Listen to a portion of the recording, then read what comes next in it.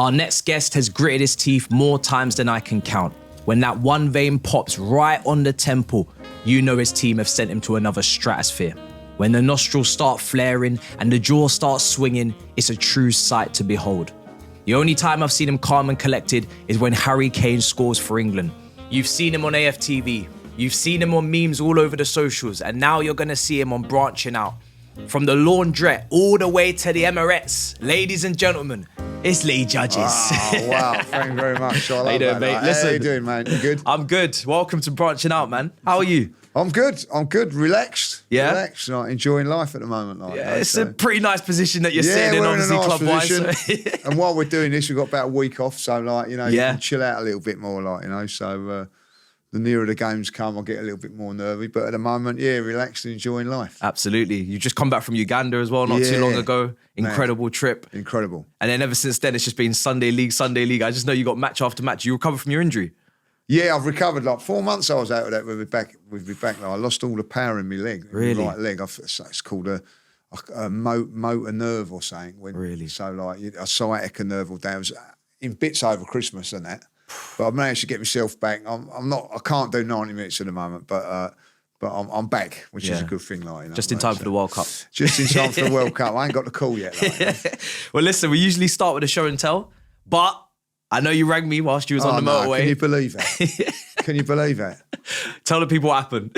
Well, you said to me, bring some memorabilia or a trophy. So I've got me the magic moment of the season, like, you know, for Waltham Abbey vets. I got that, and I said, I'll bring that trophy. Like, I only got that.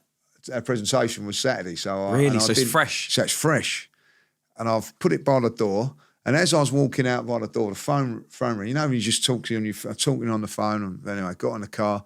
I've got on the motorway, M25. Where's that? Oh no, I didn't bring it, like, you know. So rang me straight away. I was like, "Don't worry." Oh no, don't worry. Don't, you know? Because listen, I feel like this will.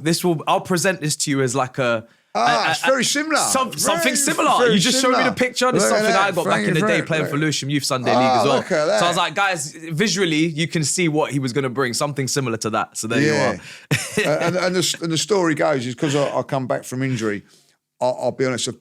I started coming back about 3 weeks before that, and I'd done some training. I said, look, there's no way I'm going to be able to play in this county cup final, not even be available for it. And we've got a big squad as well. Yeah. So I sort of pushed myself out of it and said that, you know, I weren't going to be fit enough. But I went to see Wesley, the physio. He used to be physio for Ipswich, and he'd done some things, and I got a chance here. Like, and a few players dropped out through injury, and I think one was not registered in time or something like that. So it meant that there was a place on the bench. Yeah. So I goes on the bench.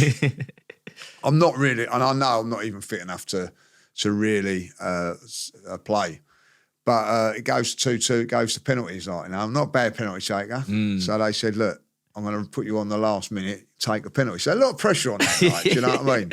So I gets to take the penalty. And like, I think I was, we was 2-1 up when I took my penalty. So like, but they'd missed one. So about four players have gone up. You know, the place is silent when they go, you know, from the halfway line. A few of them are bricking it, pressure. Yeah, like, a bit of pressure, but, you know, crowd being silent. Anyway, it's my turn now, like, you know. As I walk, ooh, Arsenal, yeah, but a second again, but giving me loads of jib. Like, do you know what I mean? I thought, what? I don't deserve that. You know what I mean? Go miss you, Arsenal W and all that, like. So I'm thinking, so a lot of pressure on it. Anyway, I slotted it home. It's out there if you want to watch it, like, you know, and it's a decent penalty. And you play Regista, who's telling me, don't you? You play centre mid. Centre midfield, like, I sit in there or play onto the right of it. Bit of Pirlo. Oh, I like to think so, like, you know what I mean? So I ain't got the legs no more. But yeah, and I slotted it, and it was nice that the lads said that was the magic moment of the season, like, there you are. So, and there's been a few. So you know, so I picked up the ball. It was a nice one as well, like. So, but I forgot it. Absolutely. Well, let's start with the early days. Let's turn back the clock all the way back in time. When were you born, Lee? When or where? When and where, actually? Well, I was born in 1967. Okay. Born in Wimbledon. Okay. So, like, yeah. You've always been a London boy. So I've always been like South London. My mum is from North London, Edmonton. But my dad, the story goes, my dad had a rich aunt, or a well-off aunt, should I say, that lived in Wimbledon, and they said, look, you can have that like flat in Wimbledon, so they moved over to Wimbledon. Yeah. So I was born, and then my brother was born, but my mum, you know, like Wimbledon nowadays is not so bad. It's still tough to get to. Yeah. It's a trek. But you imagine, there's no M25 back in the day and everything like that. So to get back to my nan's, you had to go all through London. It was pushed. My mum had 2 kids, 2 young boys, and she needed a little bit of help. So she said to me, Dad, she wanted to move back. Yeah. To near her mum, like, you know. So they give up that £1 million, £2 million place in. And they didn't know it. They didn't know it, of course, at the time, no. And moved to Cheshunt, which was obviously a massive Tottenham area. Tottenham's training ground is there.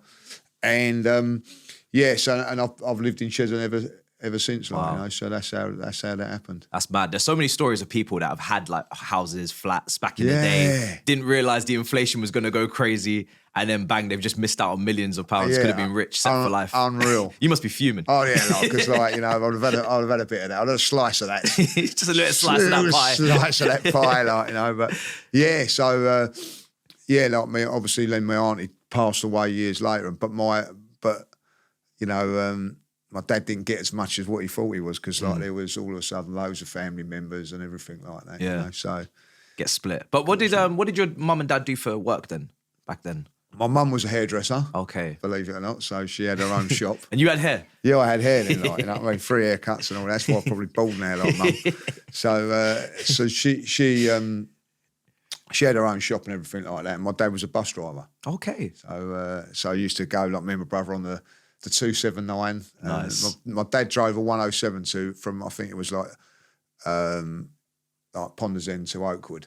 And but they used to go on the, you know, like they had the big bus garage, and you know, like I'd pretend to be the driver and brother would be the conductor ringing the bell, and we'd swap over and things like that when we was kids. Back then you had the Route Masters. The poles at the back. Yeah, the poles at the back. You used to jump you could just hop on for free. Yeah, hop on and they're the best buses. Well, for free, allegedly. Yeah, allegedly, like, you know. But like, you used to get a red bus, because it used to be called a red bus Rover back in the day. Really? It was like 10p, and it would take you all over London. Like, well, great life, you know what I mean? Like, you know, and you just hop on that, you'd end up anywhere. Yeah, you go wherever you want. Anywhere, like, your mum and dad, like, there's no phones and all that, like, you know, and you just got to be back at a certain time. And we'd done that as kids. And, you know, that's how I used to go to the Arsenal, was like Waltham Cross 279 to Manor House or Smithfield. Yeah. Depending on one you got. And if you got off the one at Manor House, you'd walk from Manor House to the ground, or you get off at Smithfield, take you to Finsbury Park and jump off, like, you know, 10p. Really? Unreal. And were your parents strict? Because we hear the Lee we know today, he's got some foul words to say. Do you know? Do you used to get beats? You used to get no, my mum and dad were we had like, it's going back, it's a great, like, Uncle Richie was his name, like, you know, massive Spurs fan.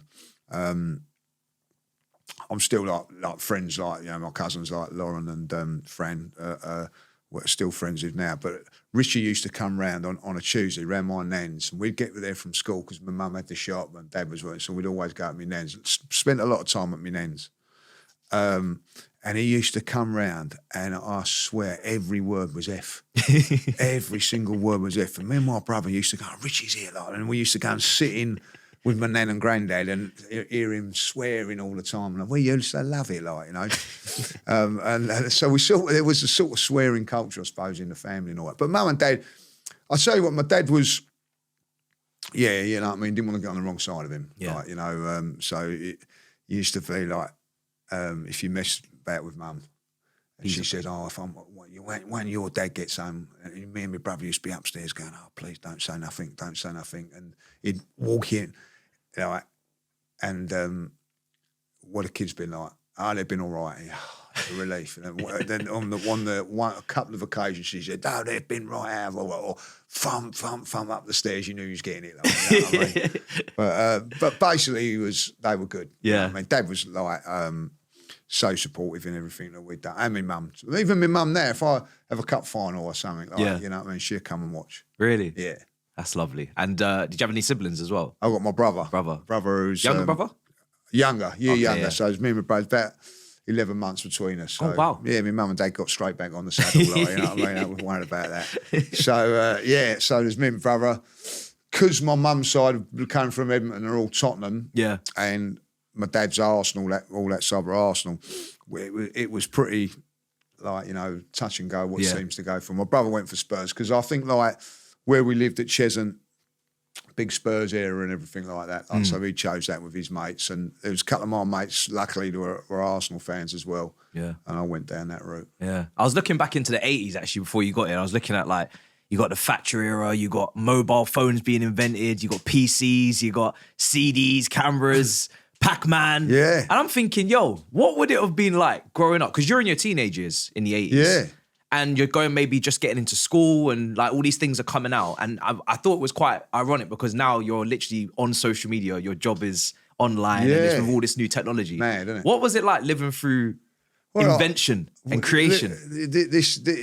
I always say I had the best time growing up, like in the 70s and 80s. You know what I mean? It was like you weren't sitting indoors all the time. Your mates would come knocking for you, and you'd be out. You know, like 6 weeks holidays, for instance, were just like amazing. You'd go out, play. There was where I lived. You know, like Mum said, you can go anywhere, but don't you dare go over the railway line. Don't you? Like that was like, you know, if ever get found out he was over there, that's a whack. Yeah, you know what I mean? But you'd be over there. You know what I mean? Like, there was all the pits and all that over there, like the lakes and everything like that. And Couldn't help yourself. Just couldn't help yourself. But like, we used to have a club like that you used to go to, like, at the Space Invaders. Remember the Space? You wouldn't even remember the Space Invaders. I think I've heard of it. Heard of a game like. It was 10 people, and you'd have your go, and then that was it. You'd have to go back to the queue and wait again, like. So you'd be like, you know, one go. If you got out straight, like arcade machines. There'd be no like, oh, let me have another go. You know, you was off, and you had to wait, and it was like it's queues to just play on a game. You know what I mean? Which now you got home and all that. And then I remember I can't remember what year it was. They brought it out as a little mini game. Oh my God, like, you know what I mean? So like a little Nintendo. Yeah, like it was a little first little Space Invader game. It was like handheld thing, like, you know. And my mum, God bless her, was getting on buses, going to all toy shops to get that, like, you know what I mean? And I remember sitting on the bus, getting off of the bus, and she'd go into the toy shop and it weren't there, like, and, you know, and then eventually somewhere in Enfield she found one and we got it, like, you know. So it's a big deal. A big deal. So those are things like that, and you'd play cricket in the summer. You know what I mean? Like we had where we had the street where we had like an alleyway, and like we had brilliant. Like my dad was brilliant. He'd come out and play games across the road. Paul's family would come out, and like they had like, you know, like the big music box. He'd put the cricket music on, like, you know, at the test match music, and that meant that was right. Everybody would be coming out playing cricket. Yeah. And the parents would come out, like, we just had great proper time. community, like the skateboards come out at that sort of time. You know, like it was a big thing, the skateboards, and I remember it was the alleyway that we just had a little slope, downhill, and we was like everything was just like new, isn't it? It was it. All the kids were out there just whizzing down on the skateboard, like, you know. And then one day I come off my skateboard. You know, this is my luck. It goes rolling in the road, and some car runs over it, like breaks it in half. You know what I mean? Devastated. You know, but Mum and Dad, as good as they are, you know, couldn't repair it. Went and got me another one. Because it's a working class family, but you didn't feel like you missed out on anything. It was just never missed good out vibes nothing. all the time. Never missed out nothing. Like on our it is like like Tuesday and Thursday, Tuesday and Friday. Yeah, they were the late days for my mum, so we had to always get the bus from Cheshunt to the Cross to stay round my nan's. You know, like, and you know, if you missed the bus, you'd miss Grange Hill. And I like there were no videos and all that. Grange Hill was massive back in the day, so like, you know, Tucker and all that. Like, so me and my brother would jump on the bus. There was a Green Line bus, which was a little bit dear. I know it sounds silly, but it was probably 20 pence or something like that, where the other one was 10 pence, and that would get you off at Fourever's, which was a bit of a trek. But if you get round you get there just in time. Just get back in time at 5:10 for Grange Hill. So that was all things. I was playing school football and was playing out. I'll never forget this, playing at Holy Trinity, which is like near the cross. And Mum said, "Oh, you won't need no bus fare home. Just walk to Nan straight after the game." Yeah. And the game gets cancelled. And like, I thought, oh no, like so I ain't got no bus money or nothing like that. And one of the mums said, oh no, I'll give you the money, sort you out, like just great things like that, like we had like great times, great times. It's mad because I was thinking with the 80s, like you said, with the what was your first phone? Do you remember back then? What, mobile phone? Yeah. Probably a Nokia, wasn't it? Like, it was a Nokia, like, proper brick thing. Well, I'll tell you the one I had. What was it? Cell phone? Was it cellular phone? Yeah, like cellular device. Had the little flip on it. Oh, I loved that, like that. You know what I mean? You used to flip it. Play like the that. snake game. Oh, yeah, I mean, like, do you know what I mean? Slim things like that, like, you know what I mean? We had a game where back in the day, when you put it on your TV, was like you'll know it when you have two blocks and a little ball, and it just like. Go like back and forth, you're just trying like to level it up both sides. Yeah. And me and my brother would play that for ages. Time would just pass. It's just, and then on a Sunday, you'd have no... So I remember Sundays was bath night and things like that. And that's mad, isn't it? Like, you'd have your bath and everything like that. And there was things like Songs of Praise on, or Bullseye, or... my mum and dad, well, I don't know about my dad. My mum loved it, called Poldark. It was the most boringest thing I ever seen, like, So you'd end up being on your upstairs listening to the top 40 and things like that, like, because that was all you could do. Top of the pops. Yeah, top of the pot. There was no, you couldn't just ring up your mate and just start having a chat. It was, your phones had locks on it and things like that. Mad. But but they were great days. Every Sunday was a Sunday dinner roast. Yeah. Because like, pubs would open at 12 o'clock, close at 2. There's nothing else to do. So, like, Dad would be out cleaning his car and, then, you'd go and sit and have a family meal and things like that, which don't happen now. Yeah. So it was great. I always say it's a great time. Great upbringing. Great upbringing. And in school, obviously now you're, like you said, technology's kind of coming out now. You're in school. Was you known as like a hothead with football? Yeah. Sunday league, is this where it's all kind of starting to kind of clash? Not really, because I'll tell you what, like, with my football, it's a real funny thing with football, and people might still appreciate it. I was born in August, so August the 28th is my birthday. So when I went to senior school, I was that first year, I was the youngest in the school. By far, like, so you'd have people that you was playing football with on the first, and we're only 3 days, so like, and there was it, so I struggled like at school, academically, really, physically, and everything, like, because like I was a year behind everybody else. You just about qualified, basically, for that year. But when you was playing like for club football and things like that, I was the oldest in my group. So like for the school and everything, like, I was the youngest. But I could play in both sort of things, which nowadays you can play higher and all that. But in those days, you could only play like with your year, with your age group. But I was fortunate I could play in 2. So I get smashed all over the place at school, and then like I played for me like club side and all that. I was the oldest in it, like, so I was playing a year older. So I was that little bit stronger.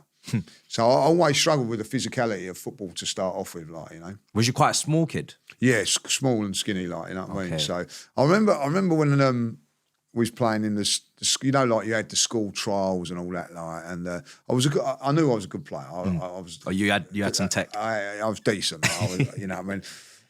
But when it comes to it, I was like, I had a problem when I was at school. Not a problem, but I could play up front, but I could play in midfield, but I could score goals. So people would like, some people go put up front. Yeah. And I didn't have no one at a young age to turn around to me and say, look, you're going to be a good striker, but that's all, like, you know what I mean? But as a midfield player, you could probably do a lot better, like, But so for my younger years, I always sort of played up front. Okay. So when I went to school, and he sticks me out on the wing. And Mr. Baker, his name was, and I hated him. Like, you know what I mean? Sticking me out on the wing. It weren't 2 years later, he said, look, I'd rather have you in the team than not at all. Right. So he was a better striker. Yeah, so like the 2 strikers were stronger than me, you know what I mean, physically, like, years later they weren't when I was matured, but I was a year behind. But so I should have took it as a compliment, but I didn't, you know what I mean? Like, so I rebelled a little bit against it, but he used to put me like wide right all the time, like, And we had this thing like, go back into the 80s, Arsenal had a kit, a green kit in 82, and it had like green socks with blue hoops. Okay. And our school kit was green, white shorts, green socks, like, you know. And just out of being rebellious, I used to wear the Arsenal hoop ones. He said, they're not, you know what I mean? Like, well, I won't play then. You know what I mean? They got mixed up in the washing. What do you want from me? You know what I mean? So he'd always had me on these socks, but I always done it because I was playing as a right winger, like, you know. So at least let me have this. Yeah, let me have that sort of thing, like, yeah. So that's how it went, like. So I was in the district and I never got into the counties teams at school. Okay. Because I was a year. Is it a mixed school? Yeah. Okay. Yeah. So like, but I was, you know, I had trials at cricket, trials at football, obviously, like, you know, but probably like cricket would have been your second sport. Yeah, I loved cricket. It was like, you know, pretty decent batsman back in the day. But like, every sport I feel like when we were younger was better. Because it's like, what, I don't have to do maths, English, science. I can go and play a sport. I'll play rounders, cricket. I don't care what it is. Let's play. Just because it's better than sitting inside. It's an amazing thing. I was the only one in my class, like you had classrooms, like, you know, in my class that was in the football teams, for instance. So when you was playing like the county cups and the district cups and all that, they were midweek games, even then back in the day. Yeah. So you'd be sitting in class and the teacher would come and go, Lee, you got to leave now to go and play football. I used to love it. It's a walk out. You know what I mean? See you later, like, you know what I mean? And go and play football. Do you know what I mean? What a great thing. You'd miss lessons to play football. So it was an incentive to play as well, like, you know. Yeah. I wasn't in my school team, so I remember the guys that were. Yeah, they do that. And I remember them I used to envy them so much when they just used to get up and they'd be winking and smiling, walking out the room. Because they knew, like, they're going to now miss probably the homework. They've got all the excuses in the world. Oh, sorry, I was playing for the school team. What do you want from me? 100%. And I, you know, my Charlie, when he was playing at school, I asked him if they'd done that, the same thing. He said, yeah. You know what I mean? Like, so you'd get out of, like, 2 lessons and you'd be, like, leaving at, you know, like 2 o'clock to get for half because of the dark and things like that. Yeah. So, yeah, obviously, like, school football weren't played under lights. So, so they was great little perks. Great little perks. If someone was to ask you... when you was younger, maybe the first time they ever asked you, what do you want to be when you're older? What would you have said, do you think? What, a footballer? Yeah. Always a footballer. I've got an obsession with, even, you know, if I was in a room and Robert De Niro was in it, I like Robert De Niro, like, you know what I mean? But if it was a footballer in it, I'd always be the footballer. You know what I mean? That I'd go to see, like, you know? So I always wanted to be a footballer, like, you know, I was at, you know, like, professional club when I was younger. So, like, that was a funny thing because everybody starts saying, you know, like, oh, he's a good player, and I play for this and whatever, like, you know. So when you actually don't make you turn around and go, well, I didn't really want to do that. Like, you know what I mean? Like, I got an injury. like, you know. But so, you know, I'll be honest, I always thought I was decent, you know what I mean? And then when I went to the certain team that I went to, I realised... the levels have gone up here a little bit. Boy. Like, you know what I mean? Boy, there's some good players here, like, you know. So, yeah. So you realise, you know what I mean, that you're just one of many, like, you know? Yeah. And your younger brother, so he would have been in the year below you. He was a year below me, but we could play in the same team. But Darren's August as well. Right. So he could drop down as well, like, you know what I mean? So if he wanted to. Was it a choice? Yeah, you do it, like, you know what I mean? Like, Darren, then you dominate more, right? Yeah. And Darren was a lot bigger than me. Yeah. Darren was a defender.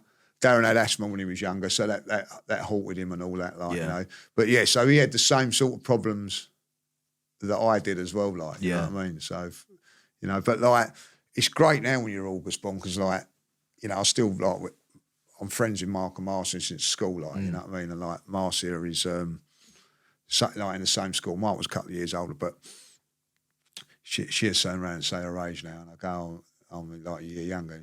Yeah, well, I am. You know what I mean? So, like, so August, you've kept that with you. Oh yeah, like, you know what I mean. So at this moment, she's a year older than me, like, until August. You know what I mean. So, like, you know, everybody goes, oh, you're 58, you're 59. No. Like, so it's a good thing. But when you was a kid at school, it's just no word. I used to lie about my age. Really? I used to be the 28th of April was my birthday. Why'd you do that? Just So like, it didn't make me look like I was the youngest. is this just so you wouldn't like get picked on or targeted or anything like that? Little things like that. Like, yeah. Was your younger brother bigger than you in school then? So could you work as like a pack? Oh yeah, like it was all right when he came into the secondary school afterwards. We like, you know, Blessed. I was established. Yeah. You know what I mean? He had it all right, like, you know what I mean? You had a reputation. Yeah. He now comes up. I remember the first year, so I'm going into school. It's a big, do you know what? I'll go back to that school every now and then, like, funny enough, my Emily used to have dancing lessons there, like, you know, so you used to go back. Reminisce. And walk around and how small it was. But I remember going there for the first time how big it was. Because it's, you know, junior school to senior school is massive. So I think we was on holiday for the first week, you know what I mean? So I goes back to school a week behind. So not only I'm the youngest in it, I'm a week behind everybody. Yeah. And my mum sends me to senior school with a briefcase. Oh. Can you imagine? Oh, God, like, you know what I mean? I think you watch the In-Betweeners with Will? Yeah. That's what I'm thinking about right now. So, like... Did you get a badge on you as well? No. My so name's I've Lee. gone in there with this... You know what I mean? Everyone's got sports bags and all that, like, do you know what I mean? I'm in there with a briefcase, you know what I mean? Like, why a briefcase? I don't know. Because I know back then everybody used to dress it. smarter. I don't know if there was pocket watches back then. I was smart, I'll give her that, like, you know what I mean? I think they made you done it, like, I'll toughen him up or something, I don't know. Encourage the bullying. I had about a week of that briefcase and I said, Mum, that's going, you know what I mean? Like, you know, I want a bag. Did you know when she gave you the briefcase before you even got to school that it was a terrible idea? No, I thought it was all right. Okay. I just, you know what I mean? Like, I realised after about 20 minutes at school, the first lesson, that it weren't a great idea. But I remember my mum doing that, like, you know. Yeah. And I made sure that Darren had it when he went, like, the next year, like, as well, like, you know, just for a week. You following my footsteps, quite literally. For a week, like, yeah. Living my shoes. Yeah. But I've done all right. I survived it, you know what I mean? I weren't like... you know, the most academic, like you said. Yeah. Is there a subject that you gravitated to, like, because obviously football is kind of like everybody's dream. Yeah. That was my dream. Then I went kind of blind. I thought, I'm not really picking up passes anymore. I'm not really seeing the flight of the ball for headers. I'm probably not going to make it. Was there like a backup plan that your maybe parents were trying to steer you into? Yeah, it was. This is unreal. Going back in those days, it was very, very hard to get an apprenticeship and everything like that. But my family had a big, like, on my nan's side, had a big, haulage firm and everything like that. So it was always going to be going into that. Yeah. You know what I mean? Like you could become a mechanic, family business, a driver, go into the office, whatever you wanted to do. Like, so you used to go there as a kid, as, you know, like, one week you'd be on the bus garage, the next week you'd be on, like, the lorries. And, like, you know, one day you'll be working here and all that. So I was sort of sussed. And of course, then the family, my great granddad passed away, and then was like war. Really? The family. Yeah. So that ended. So I like no avenue to go to. No avenue to go in it. Like, do you know what I mean? It was so hard to do that. Like, and of course the football avenue was still there, but, like, you know, that didn't come in the end. It looked like I was going to get it, and then it didn't. So I'm now ended up with not a lot. And but I managed to. Luckily, one of my friends, mum's friends, and all that was an electrician, so I managed to get onto that, like, you know. But always for me then was just to be like an electrician. Yeah. But to play football, like, you know what I mean, go down a different route of maybe semi-professional now or whatever, like, you know. But yeah, so I remember going to the you had, like, what age? You go into the, I can't think of the recruitment things. Like, what do you want to be and all that? Like, what are you going to do? I said, it's all right. Don't worry about it. If I'm going to make it as a footballer. If I don't make it a footballer, I've got my family business to back into. Like, all of a sudden, both gone. You know what I mean? Like, both gone. And I weren't great educator. Like, I liked history because she was a lovely teacher, right? So I used to be sitting at the front making, like... She good looking, Lee? She was. So just admit it, Lee, because I know what you mean by that. Miss Stapleton, very nice. I had an art you know teacher. I mean? We've all had one. Like, Spanish teacher, Miss Lopez. So, like, you know, used to get, my mum and dad used to go to, like, parents' evening and said, like, you know, why can't you be like that in every subject? Like, and you know what I mean? Like, and history weren't going to get me nowhere. It was going to get me nowhere. So I was good at history, and geography I was all right at. Yeah. and physical education, PE, like, you know what I mean? Because you used to have PE and games, two lessons of that. I actually, that was one of the first times in school that you could do physical education as a subject when you picked your subjects. So I picked that and I've done well at that. Okay. But all the other ones, maths. Yeah.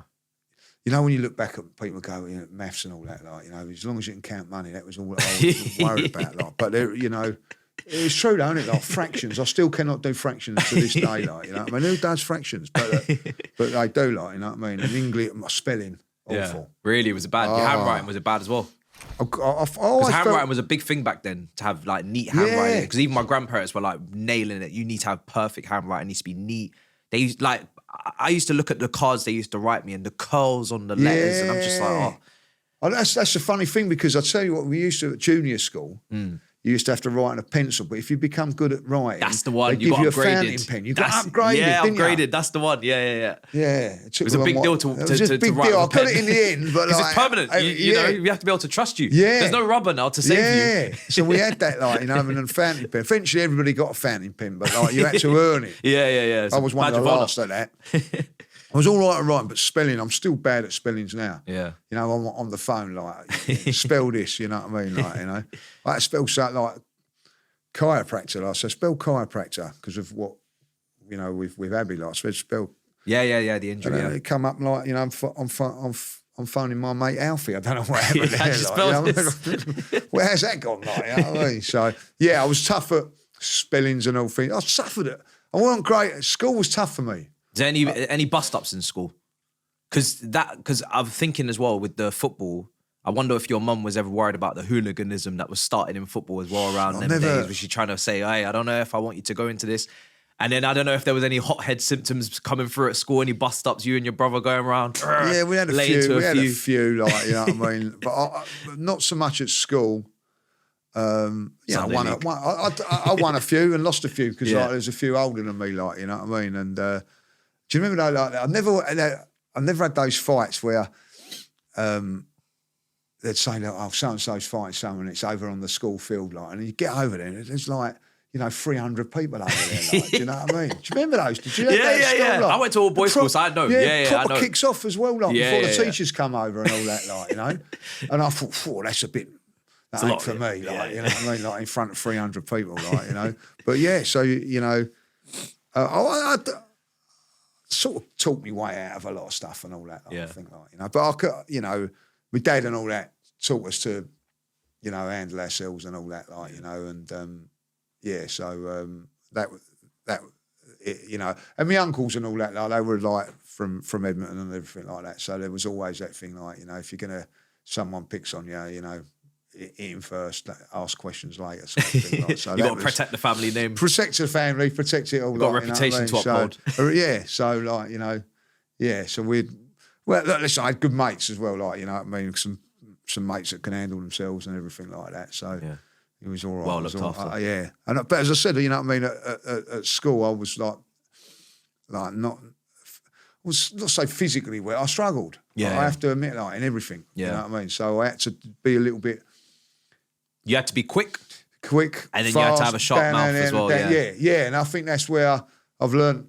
You know what I mean? Like, personality or whatever is you know, is a good thing. I remember one of my mates who passed away now, and he can handle himself. Yeah, he was one. You know, if he had a fight, 300 people watching him and all that, and he was a good lad. But no, everybody's a little bit fear of him. But I used to get on with him, like, you know what I mean? Like, you're all right, you know. And have a little chat with him, and then, better get out of here just in case he turns and all that. And one day I was talking to him, and he said, look, I said, it must be great to fight like that. You know what I mean? And he went, well, not really, because everybody wants to have a piece of you after that, like, you know. So, and he said to me, I'd rather be you that can chat and get away with it. And I took that on board. All through my life, you know what I mean? Like that, you know, that he was probably about 14, 15 when we had that conversation. Really? And I've sort of pushed that onto my boy as well, like, you know, not that he listened, but like, yeah. That's interesting because Yeah, I was always quite jealous of the ones that could handle themselves in school. But Yeah, then you was, probably yeah. does get exhausting. Every single conversation or confrontation just ends up in a fight because that's just the expectation of you now. You're good at fighting. Let's just scrap. Yeah, Let's just get straight to I it. remember him saying to me, he goes like, what happens is there's someone in that 300 crowd watching going, oh, do you know what? I'll have it better, I can have that. I can do better than that. Yeah. And that's so that, you know. Next thing you know, you're booked. Yeah, you're booked in. Like, you don't want that going through school, do you? So I thought, no, I might be doing I might be where I am. Do you remember what your first job was outside of the family business? So like, yeah, so I went to Tesco's, Brookfield Farm. Oh. Packing the old shelves. Done that till September. So like wait. Was it a probation you didn't pass? You just no, a few months? about my age because I weren't allowed. Right. Yeah, Get in there, and then like September was when you'd start your apprenticeship. Yeah. So weird time, but like so, a few of my mates had gone there, just you know, and they had a bow dicky tie and all that. Don't do that now, like you know. And I worked there from May till about August, and it would fund a few of her because then I was like. You know, going to the Arsenal games. Charlie Nicholas had signed for Arsenal, and he was a big sign. So I wanted to go to all the home games and a few away games that I would go to. But like I was still playing like Sundays and still playing. I'd sort of said to myself, I'd been released from the football club, so I sort of said, I want to go and watch Arsenal anyway. So I was sort of going to the Arsenal games, making a little bit of an excuse really when I look back at it. Yeah. But I was still playing for Sundays. My dad had a runner team as well, like you know what I mean. So I'd play for him on a Sunday, and so I started. So that I'd work there and give me a little bit of money, £39 a week. I got really. Yeah, £39 a week. £39 a week. That could go a long way, couldn't it? Could go a long way. Not like my mum took her slice, you know what I mean? Like, but tax charging. Yeah, like, you know. So do you remember your first ever Arsenal game then? Don't ever remember my first Arsenal game because you was that young. Dad took me when I was young. Yeah. All I remember is going there and he's just saying to me, look for Liam Brady when he's playing. We went on the West Stand because he used to be a clock in. Right. My dad. I never understand why because there was no roof back there. Like the North Bank had a roof. Why are we standing in the rain? You know what I mean? Well, when you're older, you can go up there and all that. Oh, yeah, I bloody will and all that. Like, you know? But later you found out this is edited. Yeah. So he took us into the. He took us in. I know we went into the seats for the first time ever. I remember that and just walking up and seeing what the score was, what the game was. I can't remember.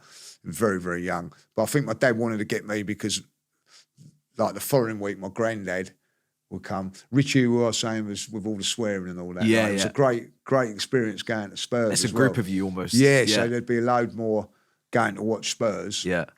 Martin Chivers, I remember, was playing then, like, and so you'd go to Spurs and 1 week and you'd watch that game and then there comes a choice. But only two things that stopped me from becoming a Spurs fan was one was the kit, the red and white kit. Really? Was like just something different, more different than a plain white kit. Yeah. And when you went to Spurs, they had the long floodlights in the ground. And it was a bit it was like a little bit darker. Okay. But a hybrid had them on the roof.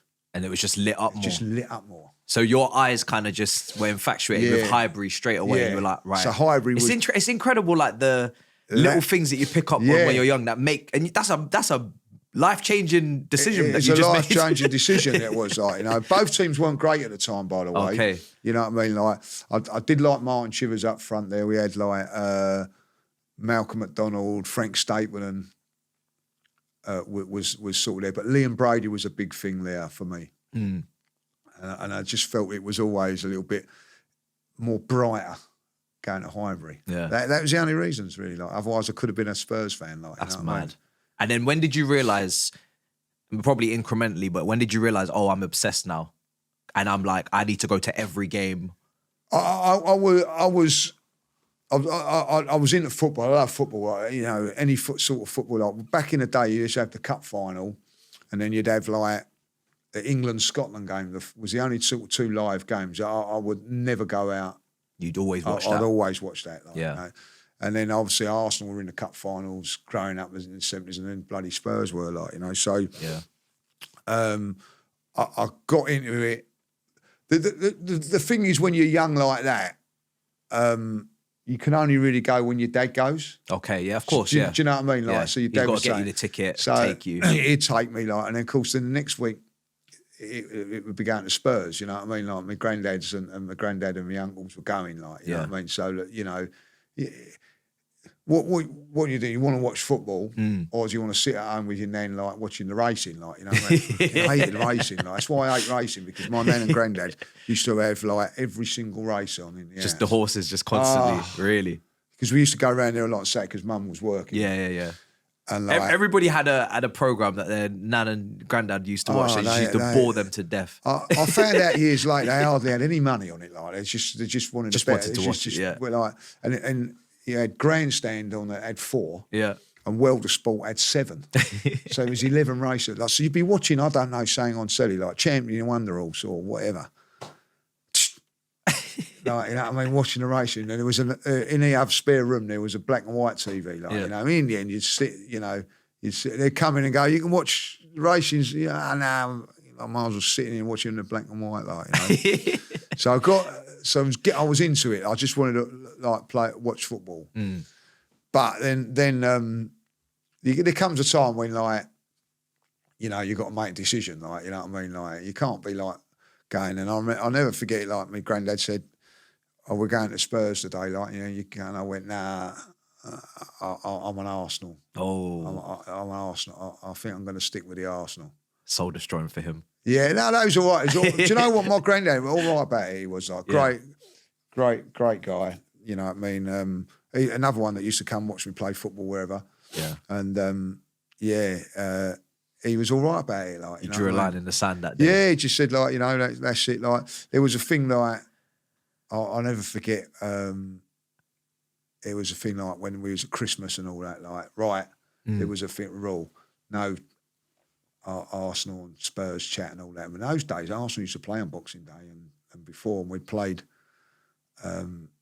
Arsenal played Spurs and Arsenal won 5-0. The Liam Brady goal when he curls it in, like, you know what I mean? I think it was on the 23rd of, you know what I mean? So we're now going Christmas Day 2 days later. You know what I mean? I'll never forget my mum saying, "Don't you dare say a word, Mick, about it." Like, and it was mayhem on that table. Like, you're just grinning, just teeth just grinning across the table. Just get it out of the way, Mick. You know what I mean? Like, and he just went absolutely mad, like, you know what I mean? So, but yeah, like, and me and my brother always had a pact. Yeah. You know, all through all the times and all that. Like, you know, if Arsenal win, don't take it, and I don't of him. Like, so, like, you know, if Spurs were to lose and get relegated, I wouldn't be on the phone to him. There'd be a few, but not him. No, really. And vice versa, if Arsenal. And you've always been like that? Always been like that. Wow. We sort of made that pact up. Will you be able to keep that promise if they get relegated? Because it could happen. Or you'd be too tempted. It's a tough one. It's an easy pact to make when it's never happened.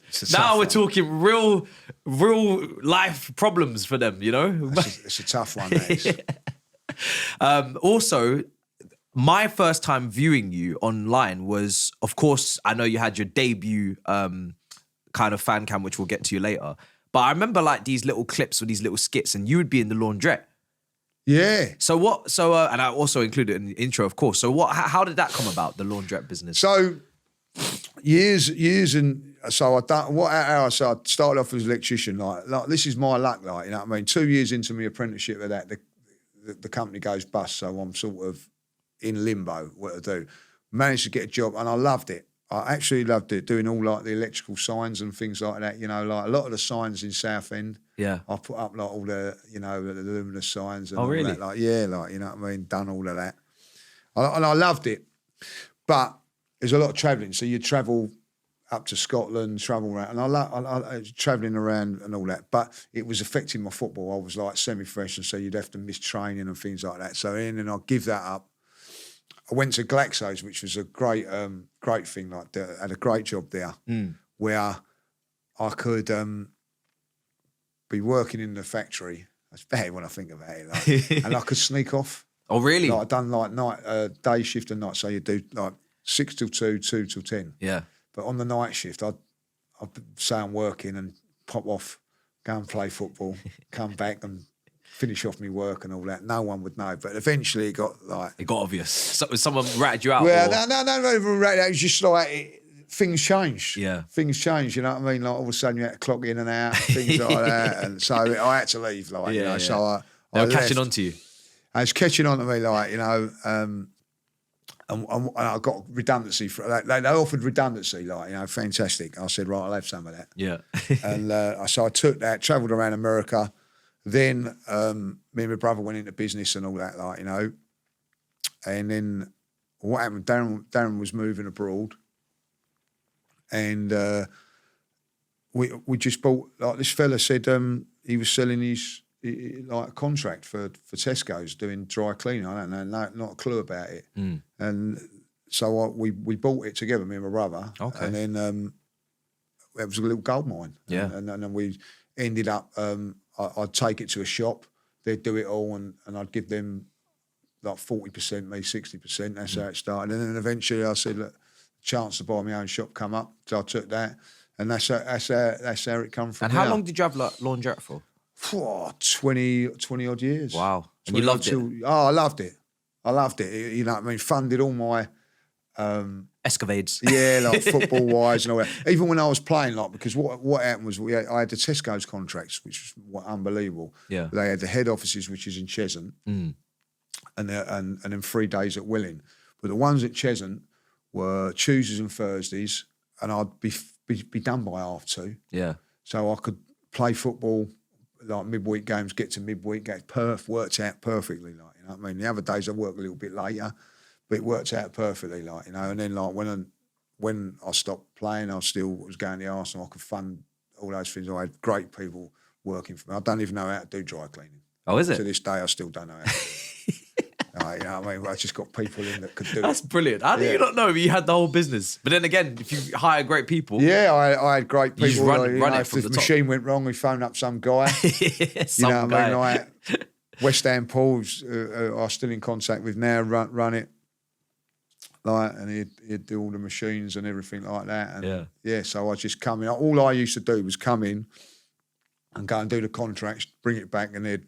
Yeah. You did the admin stuff and... Yeah. Make sure the business was flourishing. Good. And then I'd sometimes I'd work in the shop. I had Danny that used to work on a Saturday and work for me. Then he was a Saturday for me, and then he wanted to work full time, so I'd give him a fight. Like, so I had it easy. Yeah. I had great people working. Linda in the window, she was like the repair woman.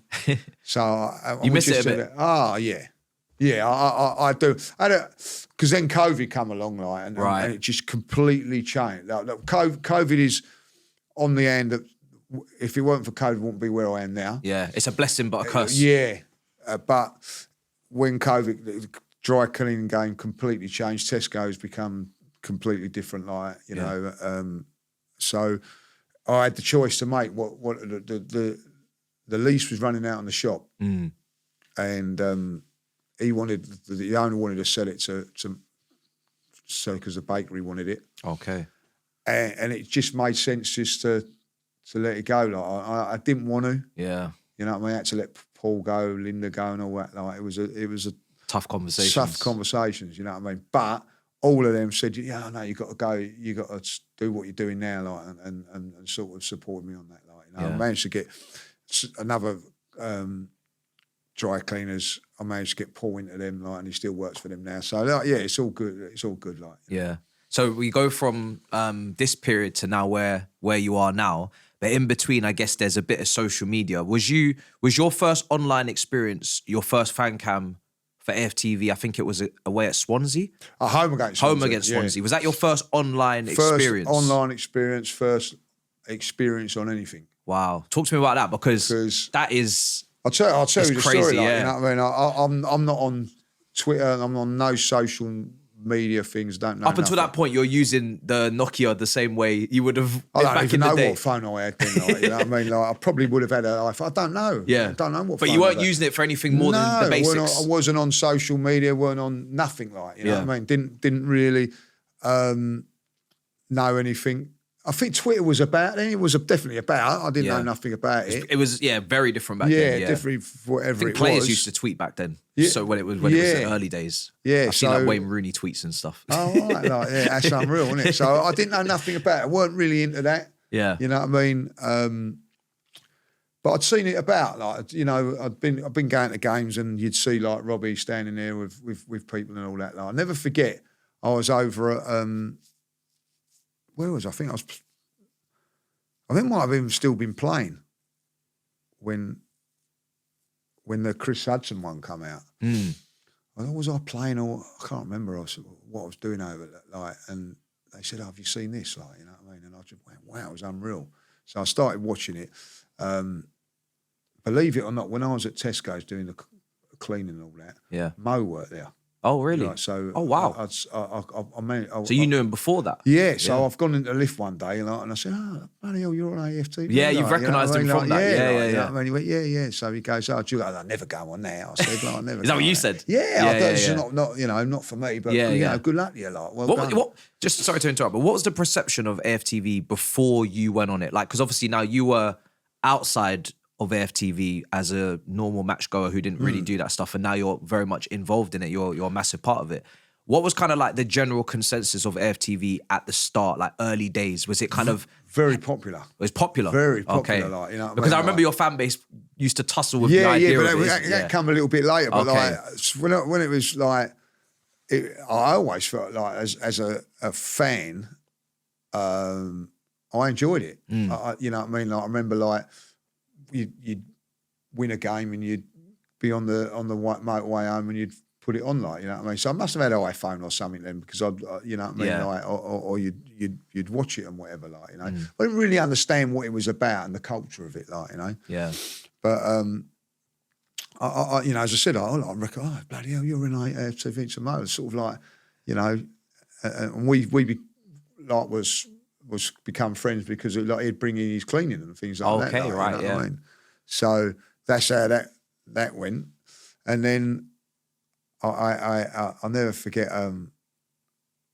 We'd lost I don't know why. I mean, we'd lost to Swansea, and it was at me and Martin. And Martin is my son's manager at the time. Like, you know, we'd gone up there. We'd lost all the others, or they'd gone off down, and we walked past it.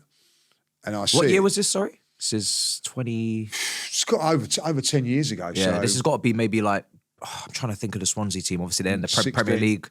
Yeah, had Mutu playing. Like, we had Giroud playing for us. Right, so we're talking John Joe Shelby. We're talking maybe like, Brendan Rodgers. Sanchez was playing. Wayne Routledge, maybe a bit of that. Ashley Williams. Yeah. Decent. So they weren't bad. Football. Yeah, they played good football back then. They weren't 32 bad. red, I think it was on the shirt. Yeah, gold and white. They weren't bad. Yeah. And they beat us 2-1. And we missed chance after chance. And I never forget we had Spurs and the Spurs were playing well at that stage on the Saturday morning. So I remember just walking past it and I just said something. And someone said, "Why don't you go in there and say that?" Like, you know what I mean? And I said, "Oh, I bloody will, like," you know what I mean? I didn't think nothing was it of there? it. Like Moses and the sea opened up, like, because it was so hard to get onto anyway, because there's so many people around. But all of a sudden, it just parted. There's a light like that, and a bloke, like big bloke Robbie, standing there with a mic, like, so. Oh, that's mad, though, isn't it? Mad. What do I do? Yeah, well, I better go say what I say. So I do, you know, it's out there, say what I say. But the one thing that I think that made that for me over everything, like, you know, is that I turned around and said, like, Arsene Wenger isn't prepared to overspend, but I overspend every week. Right, you know what I mean? Like, that was the hook. That was the line. I think it was a hook, but because everybody could relate to it. I don't know, like, yeah. You know? So off I goes. I mean, like Martin goes, right, yeah, he done well there. Like, it was really good and all that, like, you know. So now all the adrenaline's flown out, and I'm thinking, did I swear on that and all that, like? And he said, yeah, a couple of times. And I'm thinking, oh no, but what? I watched it back the other day. You swore quite a few times. Yeah, so I'm now. What about my contracts for Tesco's? And I'm now starting to panic. Like, you know what I mean? So I rung my mate Tony up, who knows a little bit about social media and things like that. He said, all right. I said, where else? I said, we're just back on the track. Oh, God, I've done something stupid. He's gone, what's that? I said, I've gone on that Arsenal fan. He said, you what? I said, did you do all right? So I said, well, I don't know if I did, you know what I mean? Can I get rid of it? Can I stop it? Like, you know what I mean? He's going, you can't do that. I said, what do you mean? He said, it's out there forever now. I said, well, I don't know if I want, I don't. No, you can't do nothing about it. So I've gone. By the way, can I just say, poor you not knowing what videos are like on the internet in terms of once it's out there, it's out there. Yeah, and it's gone. Yeah. Downloaded, it can be shared, and you're just like, you don't know any better. You think, oh, maybe I could just go on there myself and just delete it myself. Yeah, exactly. Just it'd be gone, you know what I mean? Like, no one's going to really know about it. Yeah. And that's how I felt like. Yeah, you know what I mean? I said a few words, few people might see it. You unknowingly have done too much of a good job. Yeah, I don't know that at the time. So he's gone, I'll ring you back, I'll let you know how it's going, like, you know what I mean? Because I haven't got the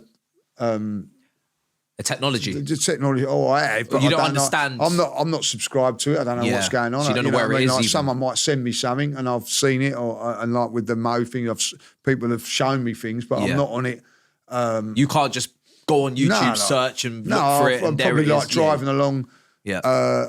I've probably said to Tony or to Steve, I'll get the AFTV thing up for us, and they've got it up with me. I don't know what to do. You know what I mean? Like, I'm still terrible now. So I get a phone call back. He's gone, wow, it's going really well, like, you know what I mean? Like, I said, well, what do you mean? Why can't it stop? He's gone, no, like, you know, you're doing all right. He's doing all right. This gaslighting is crazy, by the way. You're all right. It's going all right. Like, good, positive comments and all that, like. So he's doing all right. Yeah. So about 3 o'clock in the morning, my phone's ringing 3 o'clock in the morning. You know, I got home about 1 o'clock from the game anyway. Tony, I said, it's going viral now. I said, viral, what does that mean? He's gone like, it's just mad, like, you know what I mean? He's gone mad. I go, oh no, can't this stop? He's going, no, it's going mad. So in the morning, I gets up. I'm going to like Tesco's the next morning, like, you know, phone rings. Alistair Gold on the phone. Now, Alistair now works for Tottenham. He does all the like press for Tottenham and all that. But he used to work for the local paper. Local paper where I played football and everything like that. He's gone, oh, your interview yesterday's fantastic. You wouldn't mind doing an interview about it. You got Gary Lineker and Piers Morgan all going on about it, like, and all that. You wouldn't want to do an interview for the paper for it. Yeah, all right then. Like, so I have an interview with him, like, great guy. Great guy. Well, then so it's gone mad. I've gone to Tesco's, everybody's going, brilliant and all that, like stuff. Yeah, they all know. They're watching it, well said and all that, like. So I'm all right. This is good. I'll take this. It's been good. Yeah, but you're done now. But I'm done now. Yeah. That's it. It's all good. I comes out the paper, Mercury in the back page, the angriest photo that he could have got of me going like that, like, to this, you know what I mean, like, you know. So he stitched me up in a way, laughed about it, but that's how you do it. So that's how it went. So I'm now going to the game on Saturday, which is Spurs versus Arsenal, like, you know what I mean. And as I'm walking, people are going, well said, like, happy, you know what I mean. It's such a weird feeling, isn't it? Mad feeling, like, you know what I mean. You know, my 5 minutes of fame sort of thing, like, you know what I mean, like, you know. So anyway, I'm going towards the ground, and my phone's going mad, like, you know what I mean. And I said, what's going on and all that, like. Well, on BT Sport, they had Ian Wright, Piers Morgan, Harry Redknapp, Rio Ferdinand, all talking about this video, like, really? You know what I mean? It was all like, you know, have you seen this video? So it's all gone mad again, like, you know? Yeah. So I see Robbie Arsenal and he goes, you want to? I said, no, I'm done. How many views has this done, by the way, just to put it in perspective? I think it done in the end about 5.5 million. Wow. That's a lot of views. On all things. That's a lot of views. Yeah. It's a lot of people. It's a lot of people. Overnight as well. Overnight, yeah. So, like, I sort of said, no, like, you know what I mean? It's like, no, and he's gone, no, do one. So Robbie's like, hey, you get back over here. Yeah, get back over here. You're good. You're right, you know what I mean? I've interviewed a lot of people in my day, and you've done pretty well, mate. And he said, like, you know, we had a positive result. We drew 2-2. Harry Kane, I think, was with the mask that day. Oh, yeah. Like, is it the curler from I think it was that one. I think we had Coquelin sent off. And then Sanchez scored in the Harry last Kane kick of the game. slid on his arse. And yeah. It's the last kick of the game. I think it's that one. I don't know. But I've never seen Tottenham, White Hart Lane, rocking. It was a great place to go and watch football. Really? Spurs. Yeah. And Upton Park, all the old grounds. All great. And so I come out and he just said, it would be good to talk about a positive art. And I thought, all right, I'll do that. Like, so I've done it as a positive. Yeah. And then I just got mad people with mad love and all that, like, you know what I mean,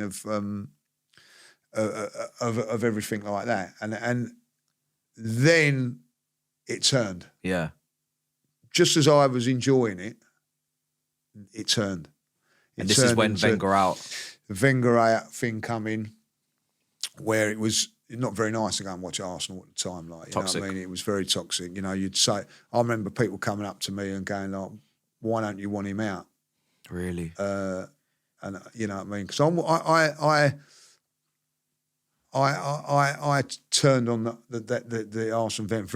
I weren't one of the early ones. Like, a lot of my mates had gone and all that. Like, but I wanted him to do well. In the end, when we just bought Petr Cech that season, that kind of had no choice. Yeah, I had no choice. But how hard was it to go through that period where, as a normal fan who's not online doing the fan cams and giving the opinion publicly, no one really cares what your opinion is on Arsene Wenger. Yeah. So you can go to the game, you can have your own opinion, maybe amongst your small group of mates that have gone, maybe in the pub, and you don't feel like this overarching responsibility of, I need to give not only my opinion, the opinion. Because now people are watching it being like, you should have said this, you should have said that. Why don't you think this? Why don't you think that? It's like, hold on a second. I'm just thinking what I'm feeling. It was strange because you then you have that. Like, just a couple of little things of it all. Like, I had to go then, like, my life's now starting to change with all this. Like, I've had to go on social media, get myself. I go down all my socials as Lee Mark Judges, like, you know what I mean? The reason was because when I went to go Lee Judges, there was already someone else pretending to be me, like. Oh, really? I mean? So you had a fan page? Yeah. So like, there was like, so I had to go on Twitter and also as Lee Mark Judges because there was a parody account out there and all that all these things. I didn't even know what that meant.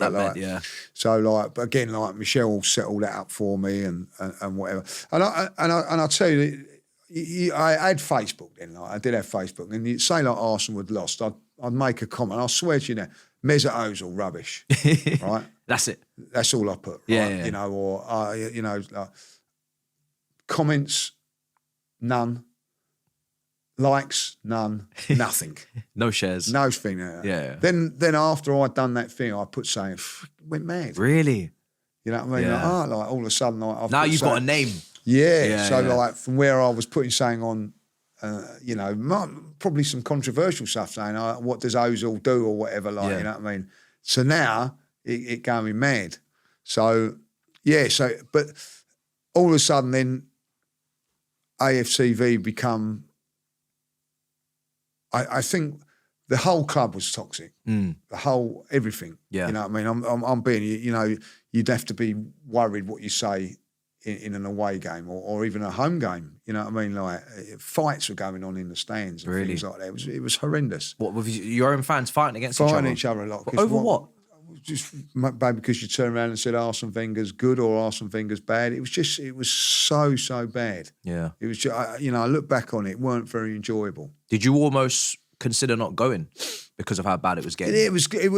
I never felt like that, but like, it was getting to that. But then with the AFTV stuff and everything like that, I felt that there was a complete change of like, quite like people embracing it. And then a few of my mates now hating it. Yeah. Your own mates? Yeah. And you was still on there? I was still on there. How was you juggling that? Well, it was tough because like, they're going, you've got to come off of that. Like, you know what I mean? Like, and a couple of them were the ones that were encouraging me to go on in the first place. And now they're going, oh no, because it went down a route that But so I wanted to get your opinion on it. Like, what do you feel like the perception of AFTV back then was unfair?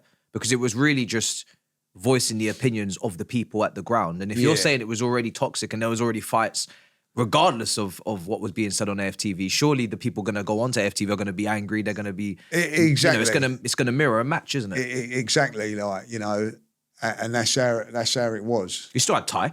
You still had, yeah, but even it was positive guys on there getting hammered. Yeah, there was really? a guy called Chris on there. I don't know if you remember him, Ginger. I think I remember Chris. Yeah, nice guy. Yeah. Oh my God. Oh, was he getting? He was getting abuse? it like so. Even the positive ones were getting shit, and it become like I do think like, you know, like people go, oh, AFTV got Arsene Wenger out and all. It was never ever. It was just reflecting what it was like, but no one wants to blame the club. They look for other things to blame. Scapegoats. You know, yeah, scapegoats and things like that. So, and one stage, look, I had a chat with Robbie once, because I did think it was going down the wrong way, the wrong route, like, as a fan. You know what I mean? And you know, to his credit, Robbie said, right, yeah, I agree, and he has changed it. He changed the direction of it and whatever, like, you know. Yeah. But the damage was done to a certain degree, like, you know what I mean? In terms like, of the name, yeah. Yeah, you can never get tarnished, you know, or whatever. One of the things that did keep me going was ex-professional players and professional players would get in contact and keep doing what you're doing. Really? Like, you know, so that was a big What thing. players reached out to you? Ian Wright, obviously, Wow. like Kevin Campbell become like, me and Kevin become Friend of the really, channel really as well, good yeah. friends Yeah. and everything like that. You know, and some of the players that were watching it, like, you know what I mean? And, you know, I won't say their names, but but like the ex-players you can. And yeah, so it's a funny thing. It weren't a great time for the club, let alone everything like that. And then it's gone down a different direction, which is a direction it need to go. But there's still people that think it's negative and positive, you know, like whatever. But most of the time, like, I think most of the guys on it now, you'd probably say, are quite positive about it. There's one or two that ain't. But the one thing I've found is, say, for instance, you know, and I think all football fans have this, you know what I mean? Like, there was at one stage that I wanted Arteta out. I thought we weren't, you know, experienced enough, blah, blah, blah, blah, blah. Yeah. Because you say that, oh, you want him out, you know what I mean? Like, but then all of a sudden I've gone, no, I like what he's doing and everything like that, you know? Yeah. And I was having a conversation with someone, you know, the other week. I said, go back and have a look at my Fancam against PSG. We just got knocked out in the semi-final.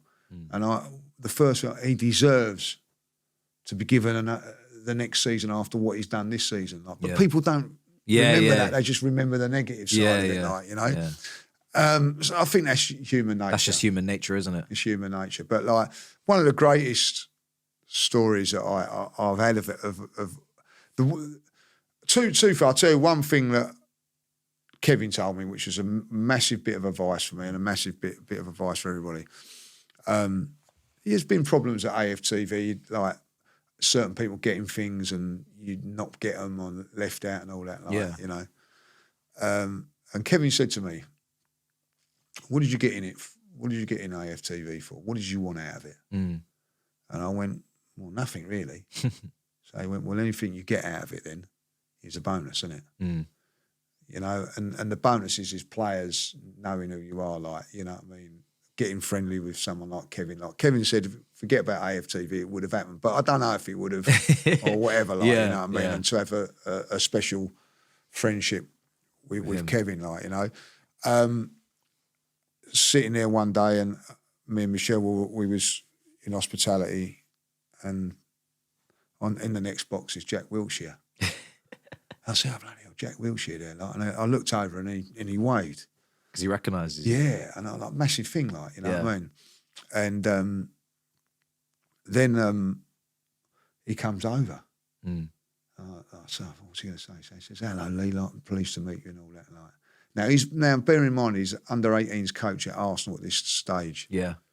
He goes, you happy, are you? Oh, Christ, what am I going to say here? Like, he's going to lay into you. He's going to lay into me, yeah. Jackie Jack Wilshere's going to lay into me. So I've gone, yeah, it's brilliant, isn't it? Like, and he's gone, my work is done. Lee Judges is happy, like, you know what I mean? And it was such a big thing, like, you know what I mean? He says, carry on doing what you're doing and everything like that. Yeah. So, you know, like, to that sort of thing. So we're on a family holiday like in Dubai last year. Yeah. And I'm with like Regan is like Michelle's boys sitting there. We're all on the beach. I said, bloody hell, that's Nicholas Jover there. Like, he don't look like him. Michelle's gone, nah, it ain't him. She's like too young for him, like, you know. He's got his kids and his wife and they're walking. I'm laying like that. Yeah, and they're walking along here. Yeah. I've gone, oh, Regan. I don't know, it looks like him, but, you know, Regan's a Spurs fan as well, so he said, I don't know, I don't think it is. I said, all right, like, you know.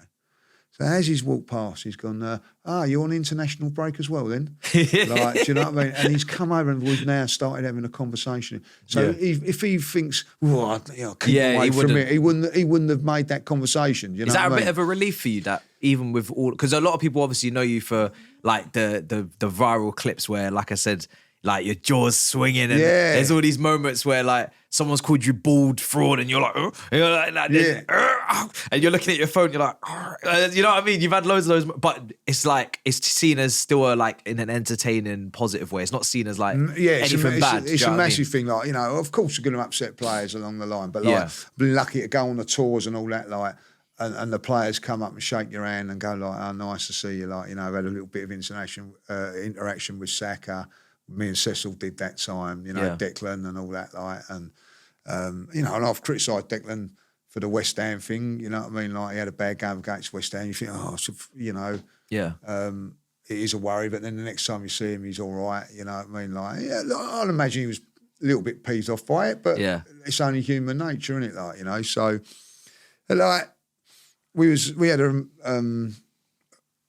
after Kevin passed, we had a memorial thing, like, that in South London, and I went to it, like, and this guy comes up to me and says, hey, doing you right? He goes, I'm friends with Stephen Hughes. Would you take a call from him? I said, well, of course, like, you know, he's ex-Arsenal, like, you know what I mean? So he goes, hello, Lee, like, lovely to talk to you. Was you in Dubai? Was you in, like, Royal Meridian, like, you know, in June time? So I said, yeah. He goes, bloody hell, I knew it was you. I didn't want to come over because you was with your family and all that. And I'm going, why didn't you come over?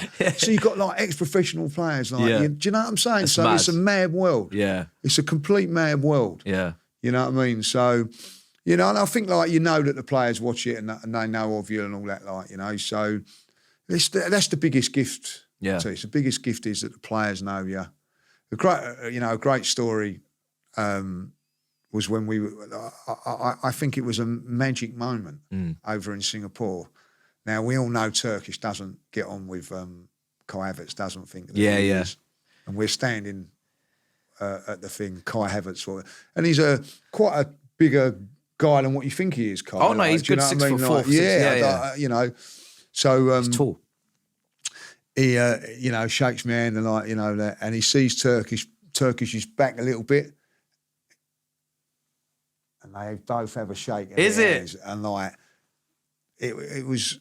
I went, wow, that's mad. It's mad. Like, so basically, I know you slagged me off, but all right. And Turkish went on. It was just a magic moment. Mad. I said, wow, I can't believe time it. froze. Yeah. You know what I mean? That was a great moment. I can imagine. It was a great moment, like, you know what I mean? So, well, and I thought, what a guy he was to do that. Yeah. Because he could have just gone through and you know, shook Curtis's hand as well, had been through. So they know. They know. But he made the point of just... letting them know you're there. Letting them know that he knew, like, you know what I mean? Like, and listen, it was a great moment, that was. Like, yeah. So I'll ask, when did you go from just doing the fan cams to like realizing, oh, there's something here, and Robbie realizing, oh, there's something here with you in particular, and saying, right, I want to get you more involved, and how did you go from now maybe working as at a Laundrette to then being full-time AFTV? Was there a moment where you realized, oh, this is massive, this is huge? COVID. The watch-alongs, you guys all sitting. Yeah. The watch-alongs completely changed things for me, right? And I never, and a phone call from Robbie as well. Now, you got to remember this, like, you know, you got like some big names on that, like, you know what I mean? There's only 4 3 spaces, 4 spaces. Yeah, because to of the do it social, through the social distancing. thing. Like. So I think I remember Robbie was sitting in the middle, Troops at the front, DT at the front, Claude was there as well, maybe Ty sometimes. And me. And yourself, yeah. Yeah. Mad. So, like, there's over a lot of other people that were there as well, like, you know. And sometimes I remember when we was in a smaller space, we couldn't have, like, Claude. This is in central London, I remember, yeah. Yeah, Claude would have to pull out and whatever. So that call that I got changed my life. And I like that call because Robbie phoned me and said, look, we're doing these watch-alongs. I've never had any money off of AFTV at any stage up until this phone call. Really? So he said, look, you know, we're all in lockdown or what semi-lock. I can't even think what it was. Well, I think we weren't, you know, we're able to go to the games. We weren't allowed to go to the games anyway. And he said, look, we're going to do these watch-alongs. And I said, well, no one's going to watch them. He's going to watch that. Like. He said, oh, well, we're going to try it and all that. And he said, oh, I'm going to give you 75 quid a game to do it, like, you know. Yeah. So I said, oh, well, I ain't got nothing to lose. I'm sitting at home anyway, watching it on my own. Miles, it was a great thing to get out. You know, I'm travelling on the tube at 5 o'clock at night. I'm the only one on it. Yeah. You know what I mean? Like, weird time. But, like, you know, going to the studio and doing that. And what I think that it done was when you was just giving us Fancam, it weren't good for everybody, by the way. You'd see your personality. Yeah, because it's a long period of time. Over a long period of time. Like that, and people then were going, oh, you know what I mean? He's quite a funny guy. He says funny things. And then, of course, like, the memes come out, which I remember saying once, Matisse, I said to right, that one, I think, was the Spurs game. It was horrendous because, you know, we lost the game. I think it was the day that Claude done what he said as well. Okay, and there was a lot of things on that, like, you know. So I remember the next time writing on a bit of paper, you know, you have your mic there, right? Remember, people are watching her. Yeah. Remember. Please don't forget, because it's live as well. Yeah, it's all live and all that. And I think the next one I'm on my phone going, do you know what I mean? Like, because I've totally forgot. But I've got a bit of paper to remember. Do you know what I mean? Like, so in the end, you see, like, look, you're just being yourself. I was going to ask you, like, how do you, because you, in your fan cams and obviously those watch-alongs as well, like, you can lose it. If the team's had an absolute mare, especially if you've travelled maybe to a away game, there's been some big spankings over the years, the game in Bayern Munich and whatnot. Like, how do you process your anger and still not get yourself in trouble at the same time? I don't know. Because, like you said, AFTV's changed over the years and you've still managed to be a part of it the whole way through. And it's like, you've had to dial it down a bit in terms of, like, even the swearing. You can't say the C word. Monetization, all these things. Obviously, people will be like, we love the authenticity, we love the realness, but we just need you to have these barriers and borders where that's a great point. It's a great point. But when you're angry, it's like, oh. It's a great, especially when we was doing those watch-alongs, they'd have someone there. Yeah. Before, I don't know if you have had it before, where they go, right, don't forget, you can't say this, you can't do that, you can't do this, right? Yeah. So you sort of, it's like when you're playing football, and it, like, you know, right, that's your man, you've got to mark him, you've got to do this, you've got to do this. So they're ingraining it into you to do that. Yeah. And no one's ever told me it's not swear. You know what I mean? Like, just be, like, I mean, I've always said that, just be myself. Yeah. But, you know, like, on those watch-alongs, you had to be aware, but they were drumming it into you. So it's tough. And, you know, I had those reminders just to just say it and all that. But like, sometimes you just can't, you know, the emotions. I'm a very, very here and now person. If you get me on the day of a game, the next day I'm completely different. You know, it's done. I've said what I've had to say, and then I'm relaxed about it, like, you know. And then other times you can be, you know, like, the worst meltdown I've had over the last few years is when we drew with Wolves. I remember watching that. Oh my God, you know what I mean? Is it the 3-3?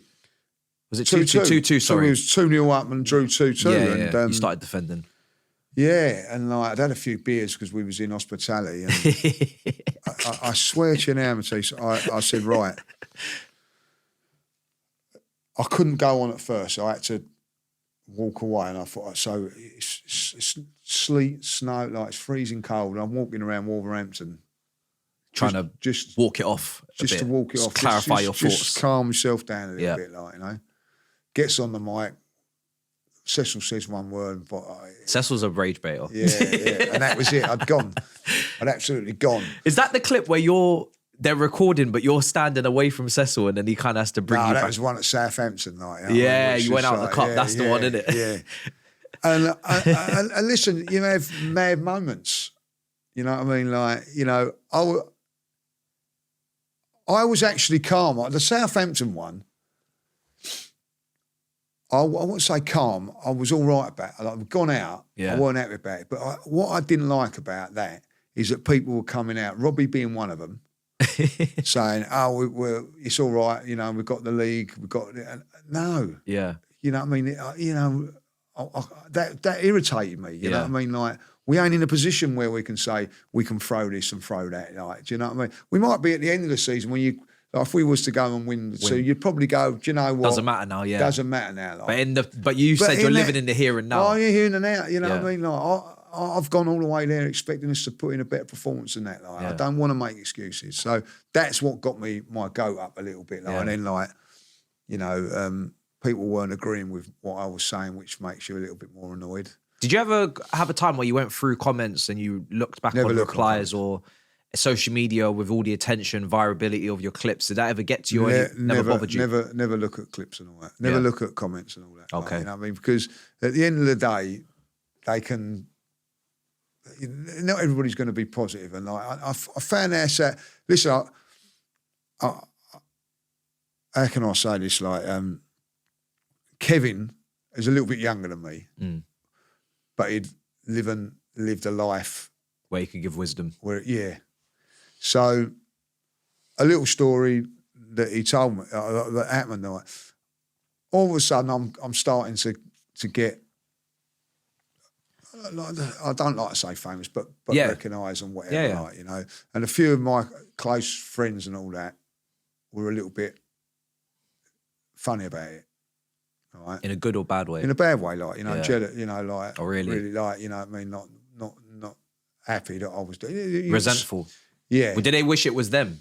Or maybe, I don't know, like, you know what I mean. So, and I was out with Kevin, and he says, "What's the matter?" I said, "I'm really hurt. Like, you know, one of my mates has been a bit funny about it and everything like that, like, you know." And he said, "Right." He goes, "Not everybody is going to be happy with what you do. Family members and whatever." He goes, "I've had family members and friends that weren't happy that I played for Arsenal." I went, "What?" He went, "Yeah, there's always, but it's not your problem, Lee. It's their problem. You just be the same to them as you were before and after. And after." So I've took that on board, like, you know what I mean? You give me some real good, like... Proper gems. Proper gentlemen, like, you know. I can tell you, like, loads of stories about, like, you know, funny... do you want me to tell you? Yeah, absolutely. Funny story about Kevin. And this is how good he is. Yeah. So we'd done some filming. What we used to do was... Like, we used to go to Manchester, like me and Michelle, Mark and Martin, meet him up and everything. But then when he was down here, we'd always meet up, have a beer in this pub in Houston. So we goes in there and there's about 5 people in there, like, you know what I mean, and gets a couple of drinks, goes and sits down, and this bloke goes, "Oh my God, I can't believe it." So I go, "It's Lee Judges, how are you?" Like, you know what I mean? "Do you know how lucky you are to be with him?" Like, and he's gone, "Yeah, I'm very, very lucky," like, you know what I mean?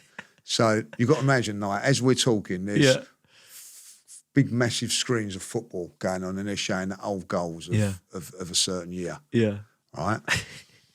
So you can imagine it all around the room.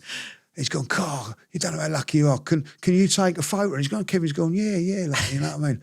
So he took a photo. He's got a bloody legend, isn't he? Like, you know what I mean? Like, just as he's irony.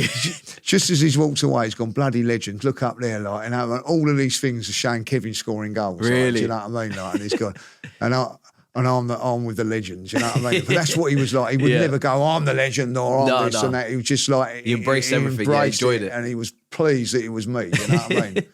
So it's just like silly things like that we do. And then like that's how good he was. But it always encouraged me. Yeah. Always encouraged me. I miss him so much, you know what I mean? Because imagine. like he'd encourage me to do whatever, like, you know. And if there was something not quite right, you need advice. You know who to go to. Just knew who to go to, and he'd just give you the best advice, whatever. And he always said, one of the things he always said to me, like, he goes, "You're going to upset people, but if most of the people love you, that's the best thing." And he goes, it's only human nature. If you've got 100, I used to try and tell this to Claude, but he never used to listen. If you've got 100 people and 98 are saying, "Oh, he's really, really good," and you'll get 2 going, "Yeah, you clown," or "You effing bald," you know what I mean, whatever. Like, they're the 2 you go to. They're the 2 you It's true. You focus on those 2. You focus on those 2. What about the other 100? What about all the, So I tend now not to look at anything that, you know what I mean? Like, have your family always been happy with, like, in terms of they've never worried about it for you in terms of No. My family have always been like, my mum, she watches everything. Bill's a Spurs fan, her partner, watches everything, like, you know what I mean? Obviously my dad, unfortunately my dad passed away a few years ago, and just before it started. Oh, really? Started to really kick into gear. Really kick in for me, like, you know what I mean? Like my dad was like, even though he works on a bus, he was a comedian, he used to go and do shows on the stage and everything. Oh, really? Like, yeah, very good. Yeah. So as kids, he used to win us holidays, you know what I mean, to like, you know, Butlins and Pontins and things like that. Yeah. So like they used to do talent weekends, and he'd win them. So he never actually got to see it, like, you know what I mean. But I'm very, very fortunate to have good friends around me, very, very close friends, and my family. Like my dad, you would not. He was worse than me as an Arsenal fan. Yeah, worse than me, like, you know what I mean. He used to go quite a lot, you know, when he could and everything like that. The day I started playing football, 7 for Saturdays, he'd give it up, really? and stop going to Arsenal and come and watch me, like. And I look back at that and I think now that I'm like that, I never done that with Charlie, like, you know what I mean? Like, your own son, but like, you know what I mean. So it just shows you what, you know. So like, so very, very supportive on everything I do. And I think, you know, you'll have it as well. You do get a little bit of flack. Bit of flack every now and then, like, you know what I mean? But at the end of the day, I've got the best job in the world. Yeah. You know, I do actually say this now. I'm a professional footballer without being a footballer, because I have the same holidays as them. Yeah. I travel around all of that, like, all the you know games. what I mean? And travel around getting paid to watch Arsenal, like, you know what I mean, on commenting on it. So some people are always going to be jealous of that. Yeah, absolutely. Do you know what I mean? Because like they're like that, you know what I mean? Yeah. Like yesterday, I'm not being horrible.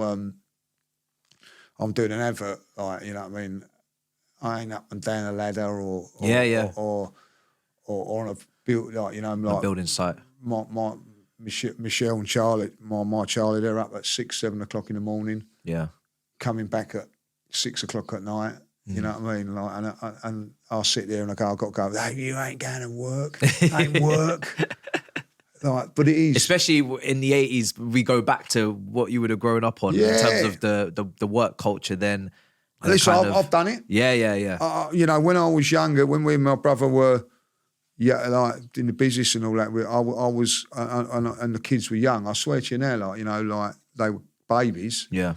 I go work on a Monday, come back like Monday to Friday. By the time I paid all the bills, paid for everything, and I'd have nothing. Yeah, exactly. And I'd have to go and do it again the following week, like, you know what I mean? And if there was some Saturday work or something like that, that would give me enough money to maybe build go up a buffer, out. yeah. You know what I mean? I couldn't afford to go to the Arsenal at some stages and things like that. Like, you know, a bit of football money managed to do, but I was still playing at that time. Yeah. That would give me a little bit of money. But, I didn't have, you know, I couldn't, because I was playing, so I weren't going to the Arsenal then as much because I was playing.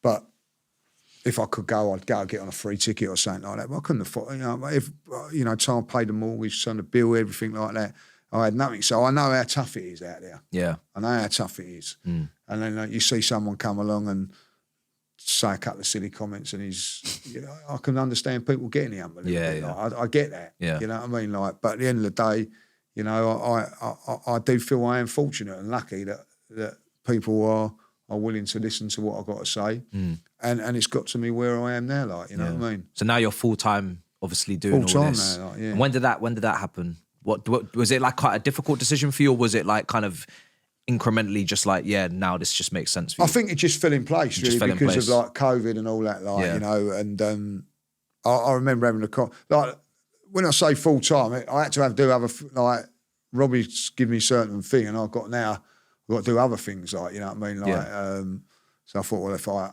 get my own channel, that'll bring in help, something, that'll help. Do other little things that can come in there, and I was actually still, when I first doing it, I still kept a few customers. Okay. So I'd go and deliver them and all, you know, the dry clean. I still had the van for another year on lease. Yeah. So I would do that. And then, so I biggest thing of it all, like, they said, right, you know, right, you're full time now, you're off to Germany. Like, Cecil had only just joined the company then, as well as James. And you and Cecil are going out to Germany, like, you know, big responsibility for the pair of us, like, you know, go and you got to make it work. Yeah. So off we go to this pre-season, you know what I mean? It's our first tour and all that, like, you know, and I think that's why I've got a special bond with Cecil because of that first. So it's his first trip and my first trip. We got, you know. Yeah. We met Patrick, who was funny at the game last week. He said, "Oh, I'll show you around the bits and all that, like." And we went to where the players were staying, and this is a great thing that can happen. Lucky, again, a little bit of luck. We see Edu, and is that the photo where? No, it's not. That's a different time. Where Cecil's got that photo with Edu and Arteta and all those guys. No, that's a different time. Like, you know what I mean? So there's a couple of stories about this. So we've gone. He's waving at us, like, you know what I mean? So like, he's coming out. He's coming out, like, you know what I mean? So he's come out. He's gone, hello, Lee, lovely to meet you, and says, you know what I mean? Like, unbelievable. So do you mind having a few words? Yeah, say a few words. There's a few words. Of course, we got that on the thing. Yeah. Bang. Bang. Yeah. Literally bang. Bang. Done. Job done. Job done. I got to worry about the next 2 days, like, you know what I mean? It's done, like, you know what I mean? Like, so we've done that. And then so I come back, and then I'm on the tours and all that then, like, you know what I mean? And then, like, that was the first thing. Then we're going to Orlando. Yeah. For the tour. And I'm pinching myself now. Yeah, like, do you know what I mean? I remember seeing you out in LA, I believe, as well. The first one was in in Florida. It was both in Florida. So my first ever to go out there, and you know, like, I remember sitting in the pool. I remember, like, we had, like, a lovely villa and all that, like, and the guys, you know, I like my son and all that, they're all still asleep, and I've just got the old Lilo out, and I'm just sitting on the pool thinking, how lucky am I getting paid for this? I'm in Orlando, like, America, watching the Arsenal and everything like that. And it was just an amazing time. Then meeting all the fans, like, that's something that I've never experienced. Like, just going and meeting the foreign fans and all being meet and greets and whatnot, like, you know what I mean? And they go crazy. Going crazy. Going crazy. And then people wanting pictures and stuff. Yeah. So then the next one we goes to New York, and I'll say a little, you know, New York and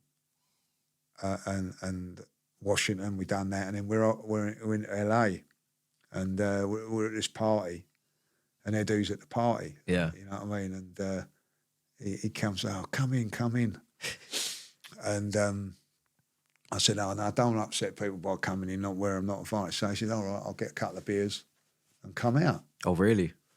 So you can imagine this. I'm just a normal guy. Like, do you know what I mean? There's your beer. Yeah. I'm sitting, he's a CEO of Arsenal at this time, but for me, he's Edu. You played for Arsenal, yeah. Played for Arsenal. So you're getting both. I'm getting, you know.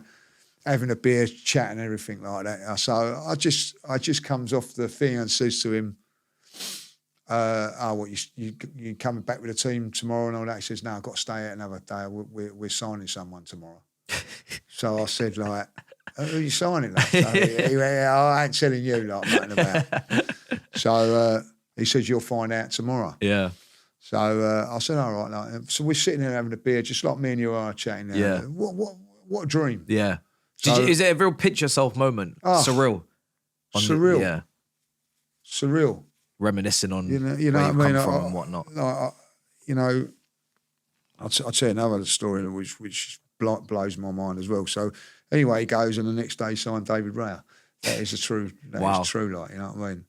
But like, yeah, something like that. My idol, like my dad's idol was Liam Brady.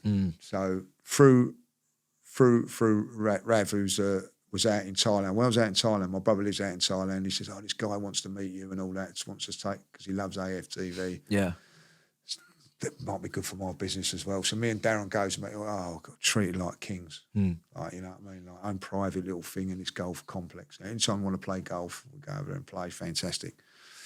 Liam Brady's got a place out there, and he says, "Oh, next time we're doing a charity thing, I'll get him on your table. Like, you can come as my guest, and you'll be on Liam Brady's table." Oh, so fucking unbelievable, like, you know what I mean? So I goes to this thing. Liam Brady, like, how you doing? All right? And he's my waiter because he's serving me the wine and all that. I said, "Liam Brady, my waiter." He said, "Don't say that." So they do a thing where they do an auction, and you get a meal with Liam Brady, David O'Leary, and like they all. When the fella wins the auction, he says, "Look, come on it." Goes up to this Italian. Peter Crouch is in there with Abby Clancy. It's a great day.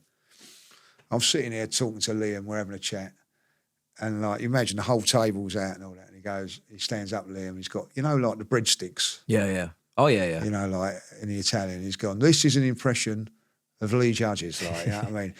Get the Cronkies out, get Arteta out, get him, like, taking the piss out of me. Like, yeah. Do you know what I mean? Yeah. And like, I knew then that he, when someone takes the mickey out of you, cool. they're cool. Yeah.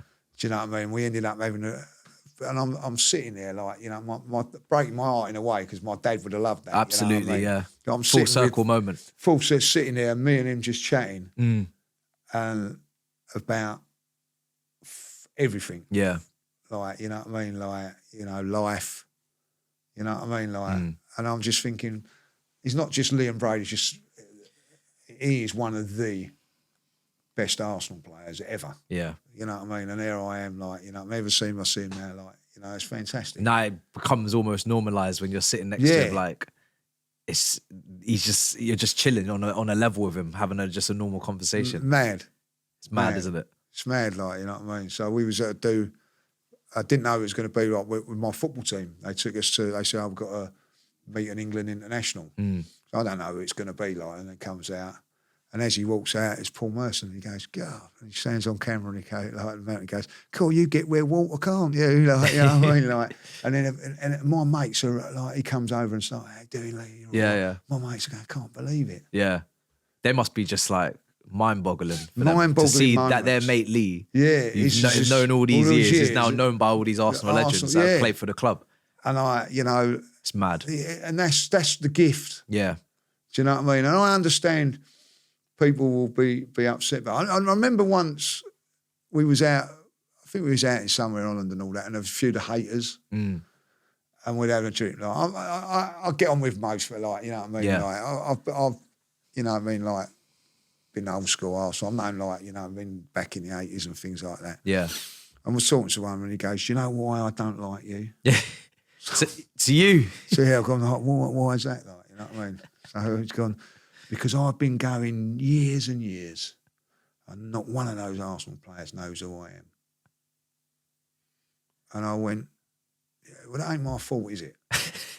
It ain't my fault." What are you meant to say to that? And what are you meant to say to that? Like, but it's true. I get it. Yeah. I get it. You know It's what just I mean? it's jealousy. He basically just said, "I am jealous." And basically, in the night, he wasn't being horrible. Yeah. It's basically, Yeah. so I get it. Yeah. You know, he was a good guy. I understand what he's saying. He goes, like, you know, one of them walked past me and might, oh, hello. Yeah. Like, you know, but they come up to you and they know your name. No, you know who you are and whatever, like, you know Yeah. what I mean? So it's, you know, so it is a You gift. can't win. You can't win. Yeah. But it's a gift. And Yeah. I look at it as a gift. Yeah. You know what I mean? So Mad. Obviously, a lot of people have left the channel and you've always been there throughout. And obviously you were, last summer, Fourever Arsenal was the pod. And then it kind of went in the split and you're the only person. And I remember you making that joke on the first, I don't know if it was the first episode, but you were like, I'm paid the least. I'm still here. What does that mean? What was that? Because you've never really had your own drama. I think a lot of us maybe looking in from the outside, but it's almost like a sitcom. It's like EastEnders, a bit of Coronation Street. There's always been like, maybe like someone's left and there's been a whole story behind it, like a subplot, whatever. And I don't know, first of all, I guess, what was that like? Was there ever a point where you were going to be on Loose Cannons or was it always, you're definitely going to, like, what is that all about? That do you know how what, did you like, find out even that split was happening? First and foremost, absolutely gutted. Yeah. Because we had something special, like, you know what I mean? Now, I don't know the ins and outs of it, like, you know, Turkish had his problems and whatever that he weren't happy about and all that, like, you know. And he just turned around one day and said that, you know, he's not happy, he's going to quit. And I knew by him quitting, oh, no. The pod. Yeah, you know, like, because it was special. Yeah. You know what I mean? Like, and I was the least paid on that, by the way. But I loved it. Yeah. The chemistry was, top tier. I absolutely loved it. So when all that come about, I was put in a bit of a position because I knew that Turkish was going to be going, but obviously I got loyalties to Robbie and whatever, like, so I had to keep it under wraps sort of thing. And do you know what? I thought it would be resolved. I honestly thought that it might be patched up. Yeah. I did, naively, you know. More hope, out of anything, more hope than anything else, you know. But it didn't, and like then I didn't know what was going to happen then, like, you know what I mean. But Turkish sort of said to me, look, you know, do you want to come over and give me a real good offer to do it, like, you know what I mean? Yeah. But I've never. Robbie's been great to me all through the time, so it was never going to be. I actually said when they said about it, there was one time that they spoke about it, said that we're going to go. I said there's no way I can do it. Really? I knew that it weren't going to happen. Yeah. There was a little bit of hope. Yeah. That maybe we could all go and Robbie would give it our blessing and, like, you know what I mean, do something else or whatever, like. But that weren't going to be the case. It was going to be like, no, we ain't going to do that. So I knew, and for me it was a real kick in the teeth. Yeah, difficult few weeks and months for me, like, because I you know, I love those guys. You know what I mean? Like, we had something special. I don't see them as much as I should. Yeah. You know what I mean? Like, whenever I see Turkish, we always hug, and I feel like I want to cry as well. Because I've always had an unbelievable relationship with him. Yeah. Unbelievable relationship with him, like, you know what I mean? Like, well, you know Turkish as well. Yeah. Like, he's a man of few words. Yeah. Right? But when he speaks, you listen. And we're different people and whatever, but when we go away on tours and that, we just... we're a great company, a great guy. Yeah. Same with James. James is completely different. Yeah. But when we'd go on tour, and I remember, like, in Hong Kong, just me and him just sitting, him and Turkish, funny enough. Yeah. Sitting on the pool, you know, one of those pools that looks over the city. The city, yeah. And you know, enjoying just each other's company and things like that. And then, like, to be, like, taken away a month later, was hard to take, like, you know what I mean? And I've been very fortunate that all through that whole. I've never really had a falling out of anybody. That's what I was going to say. Not anybody. Yeah. I've never had a falling out. Like, a couple of people have said a few things, you know, when they've left and whatever. Like, so some of them I agree with, some I don't. Yeah. But I've never had a falling out with no one. Like, you know what I mean? Not that there was no falling out. Yeah. With Turkish or James or Jordan, who I love, by the way. Absolutely love hilarious, Jordan. He's such a lovely guy.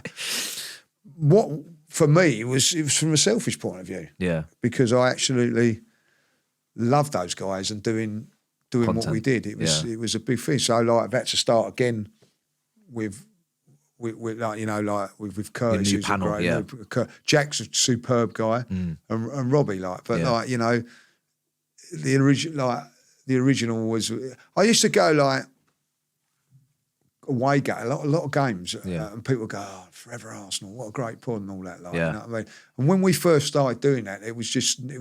So I think from that it was just built from nothing. Yeah. Well, I think we was doing it on the app sort of thing, like, do you know what I mean? StreamYard. Bonus thing. Okay. Like, so as members. Members thing or something like that. So it wasn't even like... It wasn't even up on the main page yet. No. Yeah. So we just do that, like, you know what I mean? Like, and of course they're all getting pay rises when it all goes on our work. So, that was I think if I would say, like, all through doing AFTV, it's just been all highs. You know what I mean? Like, you know, that would have been a low. Yeah. One of your few. One of the few, because they were good guys. Yeah. And I think people forget when you go to, I mean, it's work, but it's not work, because it's a job, but it's not a job. Do you know what I mean? It's one of those things where it's fun. Everybody's looking forward to going and doing it. You build up that camaraderie, that friendship over time. You basically see these guys more than your own family members at a point. Yeah, really. You see and you're going on tours with them as well. Going on tour, holidays with them. All that, like, you know what filming I mean? with them, Yeah. you know what I mean? And then when they're not there, it's like... What? It is. One of the things, and I'm pretty sure you'll agree with this. Do you know, like, and I don't mean to be disrespectful when I say this, on a Sunday night, like I've got to film the next day. Yeah. Like, Michelle and Regan will be sitting there and they'll be going, "Oh, I've got to go work the next day. I've got to get up in the morning." Yeah. I'll never have that. Yeah, you've never had that. Every day I get up, I look forward to what I've got to go and do. Yeah. Whether it be an advert, coming here today, doing whatever. It's never a chore. Yeah. Do you know what I mean? But when you've got something special, it's even better. Like, do you know what I mean? Like, and I've like through all of what I do, you know, like going to Uganda. Like, I'm very, very fortunate. I'm like, you know what I mean? Like, that's the first one that I've been on, by the way. Like, you know what I mean? But I've done all that sort of stuff. But like, Fourever Arsenal was sort of like the original Fourever Arsenal was like us four guys. I mean, and I will say this: there were other people that could have done that pod that were, but they. For whoever made, I think it might have been Matteo said, "No, well, I want to do it with Lee." Oh, he selected you guys. I don't know if it was. I don't know who done the selection. I don't know. Like, I think he was involved because if you remember rightly, the original guy was Mo. Do you remember, like, Mo? I think so. Yeah.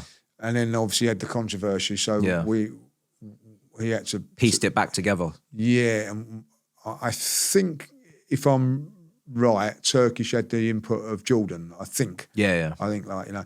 What a call. Yeah. So we had this from virtually nothing, you know what I mean? Like, and it was under the radar. There was bigger, you know, like bigger names doing other podcasts and all that. Like, and we outlasted all of them.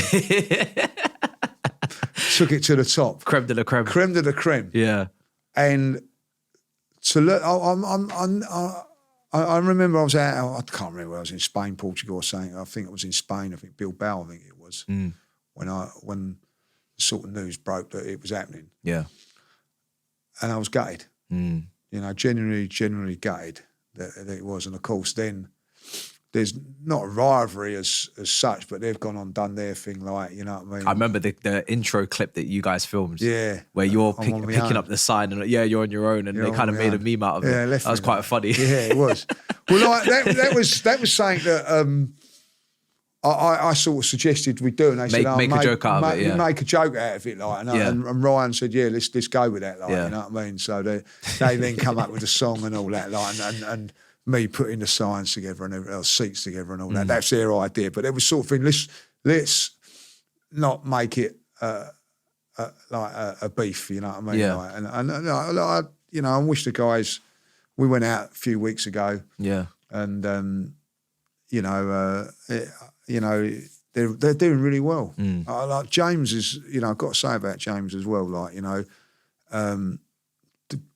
smashing it a minute what I see, like, you know what I mean? So on Talk Sport, he's on his own channel, he's got a couple of channels. Very, very, clever guy. Yeah. Clever guy, No, he's top tier. So this is that's what's great about what we do, where years ago you couldn't do it. I would never be able to work with someone like James because I ain't got the qualifications that he had. Like, so, but this is what this does. It means that you can, years ago, if you wanted to be in journalism, you had to have a degree and thing and go through the papers and all that. Like, which James has the capabilities of going and do that. Like, you know what I mean? Yeah. But I haven't.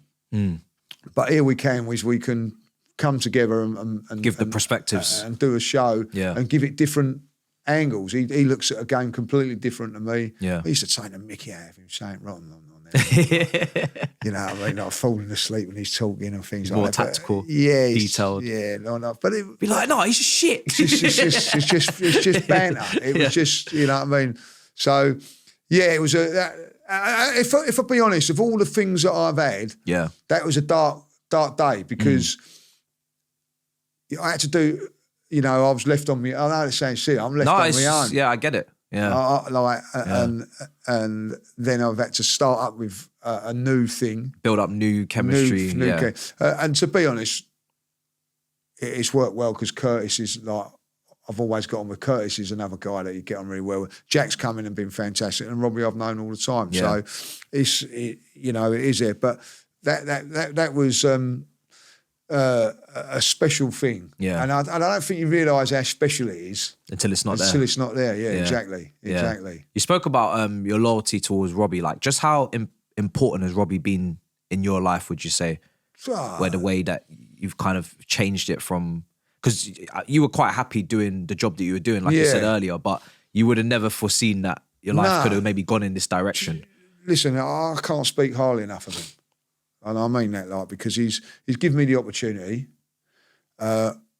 always been supportive, always, listen, I had a little thing with the gun thing with, I was mucking about when I said that about Arteta. Like, I mean, I couldn't believe how bad it was. I felt bad about it. Yeah. That was your own kind of, they tried to cancel you moment, right? Controversy moment. Yeah, probably like, you know what I mean? Like, to a degree. Well, like, it got pretty serious because I'll tell you about it. Like, it was, what happened. Like, Robbie's trying to fund. Don't worry about it. Like, really? we can ride this. You know what I mean, and whatever. And it was a tough thing. That was so bad that when I went to Hong Kong, we was paid by the tourist board to go to Hong Kong and do some advertisement for that. And the guy.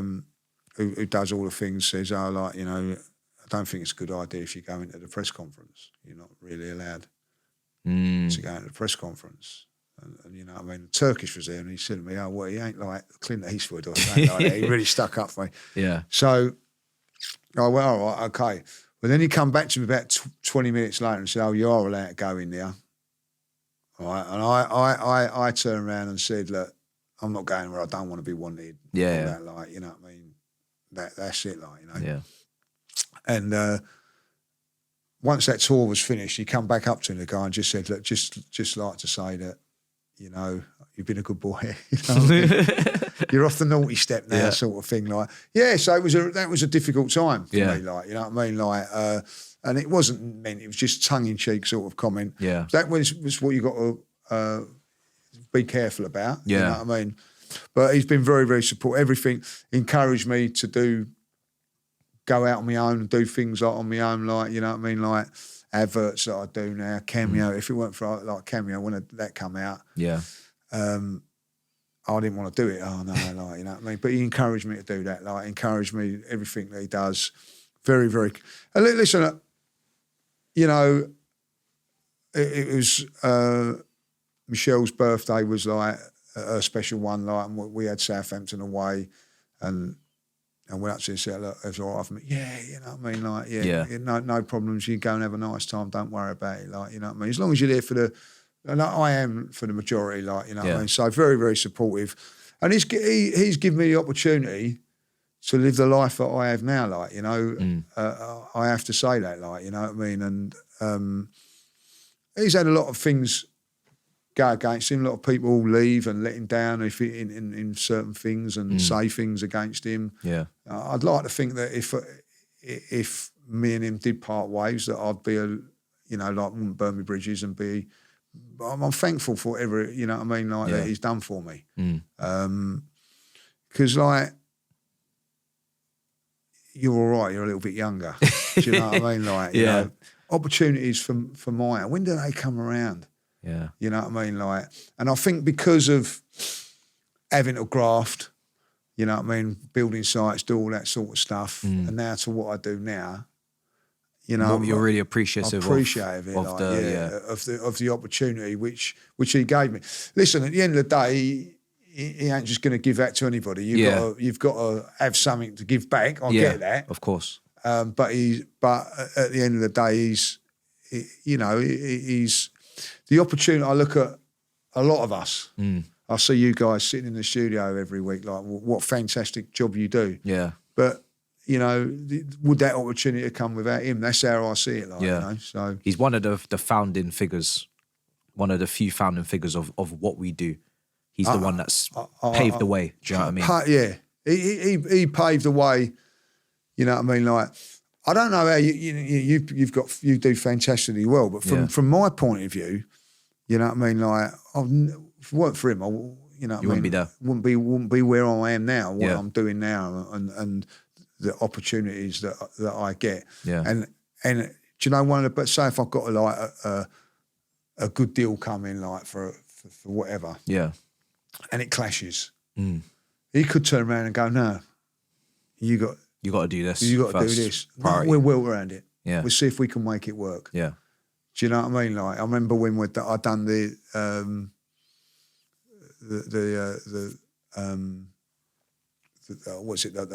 taste testing thing for Channel 5. Yeah. They said they want me to go on there. And Robbie went, it'd be good for you to do something outside football. Like, always encouraging. Yeah, it'd be good for you. Go and do it, like, you know what I mean? Like, blah, blah. And then they come back and said, oh, filming's on a day when we're away in Milan. And Robbie went, don't come to Milan. And that could cost him money or whatever. He went, no, don't come to that. Like, you know, just do the watch along at home. Yeah. In the studio. You know what I mean? Like, he could have turned around and said, no, you're contracted to come to Italy. You got to do it. Yeah. Just so he's a good guy. Yeah. He's a very, very good guy. And he's good company. I've been on like a couple of, you know, like, he is your boss. But he ain't your boss. But he's not. Do you know what I'm saying? Like, you go out, like, you know what I mean? The greatest thing, even in the Fourever Arsenal, is that Jack sits next to him at first, and you can see he was like really weary of him. But now he realises. He realises he can say what you want. You go for a little party, you go for a few drinks. I'm sure you guys have had your nights out as well on these tours, on these trips. It's always relaxed. Guy. It's always chill. Very relaxed. You know what I mean? Like, you can do what you want. Yeah. I think, like, at the end of the day, as long as you whack the work out, you can do what you want. You know what I mean? Like, and as you said, he's paved the way. You know, and what I like about Robbie as well is that he has been successful in ways. I don't think he's changed. I still think he's still the humble sort of guy. Yeah. I don't really see him get the ump too much. No, well, even when Arsenal lose, these days he's pretty calm. He's pretty calm. If anything, everybody else is getting the ump around him, and he's like, "No, everything's gonna be fine." And I've seen him at times when things ain't going right on with the camera guy. And I'll tell you, one of the talents that he's got, and I did say to him the other day, is he's built an unbelievable team of people at AFTV now. Like, you know, the people he's got there. People behind the scenes, you know, about, like, you know, even with DR and what you do, you know, like, these guys, you got your guy behind here who seems all right, you know what I mean? Like, but you've got to have that. Yeah, yeah. You know, it doesn't work otherwise. It doesn't work without, you know what I mean? If you haven't got that kind of, what the DR team that he's built there, you know what I mean? Like, I look at that, you know what I mean? And you think like you got to respect that. You got to respect that, like the talent that he's got, like and he you know, listen, he took a chance with Cecil. He needed someone else to do that, like, and smashed it. Smashed it. Yeah, Cecil smashed absolutely smashed it. The guy, you know what I mean? Like, there was a time when I look back at it. If Robbie weren't interviewing, people didn't like it. Really? Well, there was like, like little bits of friction going on in the thing, like, you know what I mean? But then Cecil come along and turned that around, you know what I mean? Like, and so it's a great crew that we got. And I like, listen, I look at this. I don't know if you do look at this. There's so many people out there. Oh yeah, there's so many people. Yeah, doing the competition is crazy. Cams, standing around. Competition is crazy. Doing a fan cam for a half hour, and everything like that. And I'm so lucky to be in that position where I can, say your piece, say my piece, and so very fortunate. Well, listen, last thing I wanted to ask as well, outside of all of the football kind of stuff, I've seen you've been going to like more of the races and stuff, isn't it? What other, is there anything that you're not able, because now the world is your oyster, bro. Like, is there anything that you're not doing at the moment that you're looking to try and do, or you're trying to get into, or you? Do you know, the one thing I'd like to do, I've done it yesterday, like an advert with a little bit of that. I'd love to do a little bit of it. I've always bit of acting. Yeah. I've always, like, even at school, you know what I mean? Like, I do, like drama class and all that, like, you know what I mean? I remember once in drama school, I thought, we'd done the was it Jungle Book? I was a bloody tree, you know what I mean? Like, I want to be better than that. Like, man didn't say a single word. I wanted to be Mobley, like, you know what I mean? But, so I'd love to just do something like that. I'm not where you're acting all the time, just like in a film or a little cameo. Just something, something extra like lines or something. Yeah, just I've done an advert yesterday. You enjoyed it? Oh, I love it. Yeah. And you've done them as well. Yeah. You're sitting around quite a lot. You know what I mean? Like, I reckon for what you do, like you're doing, I was there for about 8 hours yesterday. Really? I reckon you're only doing about an hour's work. Maximum. Yeah. Max, so 7 hours you're sitting around. All that. But it's great. When you actually go on and do it, it's great fun, seeing all behind the scenes and all that. I would love to do something like that. Other than that, I'm pretty fulfilled. Pretty sweet. I don't really want to do... I don't really, someone said to me, I don't know, come and work here and do this and I'm happy with where I am, what I'm doing. I say like I'm, like ambitious, you know what I mean? Like, I know, I get that if you're younger and all that, but do you know what? I think that I've got to my dream job. Yeah. Do you know what I mean? Like, I don't ever think to myself like, you're missing out on anything. Nah. Yeah. No, I don't, like, you know what I mean? So, a little small part, a little gangster feel like. I'd love to have done something like Peaky Blinders. You've got the voice for it. We know that. Yeah, just something like that. Put a suit on. Just like, like these sort of things like Peaky Blinders. Ray Winston worked with, do a film with him or something like that. Danny Dyer or something like that. Just one of those sort of things. Yeah. Like, like, I'm not saying I want to be a Vinnie Jones and do like what he does. But I'll just... a nice feature. Yeah. A strong feature though. Strong feature. Yeah. And it'd have to be like, on the red carpet at the cinema one time. You'd get an invite. You've done enough just to get You're an on invite. the credits. You're on the credits. Speaking role. Just, you know what I mean? Like, just to put your name on that. Just to put my name on it, like, you know what I mean? So Ashley Waters, I know Ashley helped me out, like, you know what I mean? That's what help you out. He's been doing a few little gigs. Yeah, like, so he's been on the Little Mermaid, hasn't he? You know what I mean? So he's done, you know what I mean? But listen, he's got talent, you know what I mean? So, but yeah, something like that would be the only thing. Yeah. What about yourself? Would you like me? I think I would agree with you. I don't know if my only worry about me is will I be able to remember the lines. But I guess you could just do take after take after take. Well, that's my only worry is like, am I going to be able to actually take these lines in and then remember them and then deliver them the way I need to be delivered? I remember once I had to do, I was doing an advert and they said, you've got to learn your lines. Like, this is where it can be a pain. Yeah, exactly. That's the worst part, I think. I've got to learn all these lines. So I said, well, I've got an hour's journey on the train. I'll sit on the train found myself a little space so I could learn a lot, and then someone recognised me and came down and started talking, and then I've gone into this thing. They learnt your lot. No. You know what I mean? Like, so, so something like that would be great. Yeah, it's mad. You listen, bro, it's been an absolute pleasure. And final question I always ask all my guests is, how would you like to be remembered when it's all said and done? Do you know what? How I like to be remembered is like, he's a bit of a nutter, a bit of a passionate guy, right? But ultimately, he's a good guy. Yeah, he's a decent chap. And the biggest compliment I get is when you get Spurs fans come up to me and they go, "I know you're an Arsenal fan, but relate to what you say." You know what I mean? And that's a big thing. So, yeah, I hopefully I've not inspired people to grind their teeth and go mad all the time. But, lose their heads. Lose their heads. But like, if you do, you just think like, even though he does that, ultimately, if you meet him, he's a nice guy. Yeah, simple as that. Simple as that. Lee, it's been a pleasure. It's been a pleasure, like, Thank you so Thank you very man. much. No Appreciate worries, it. like, And guys, we'll see you in a bit. Peace.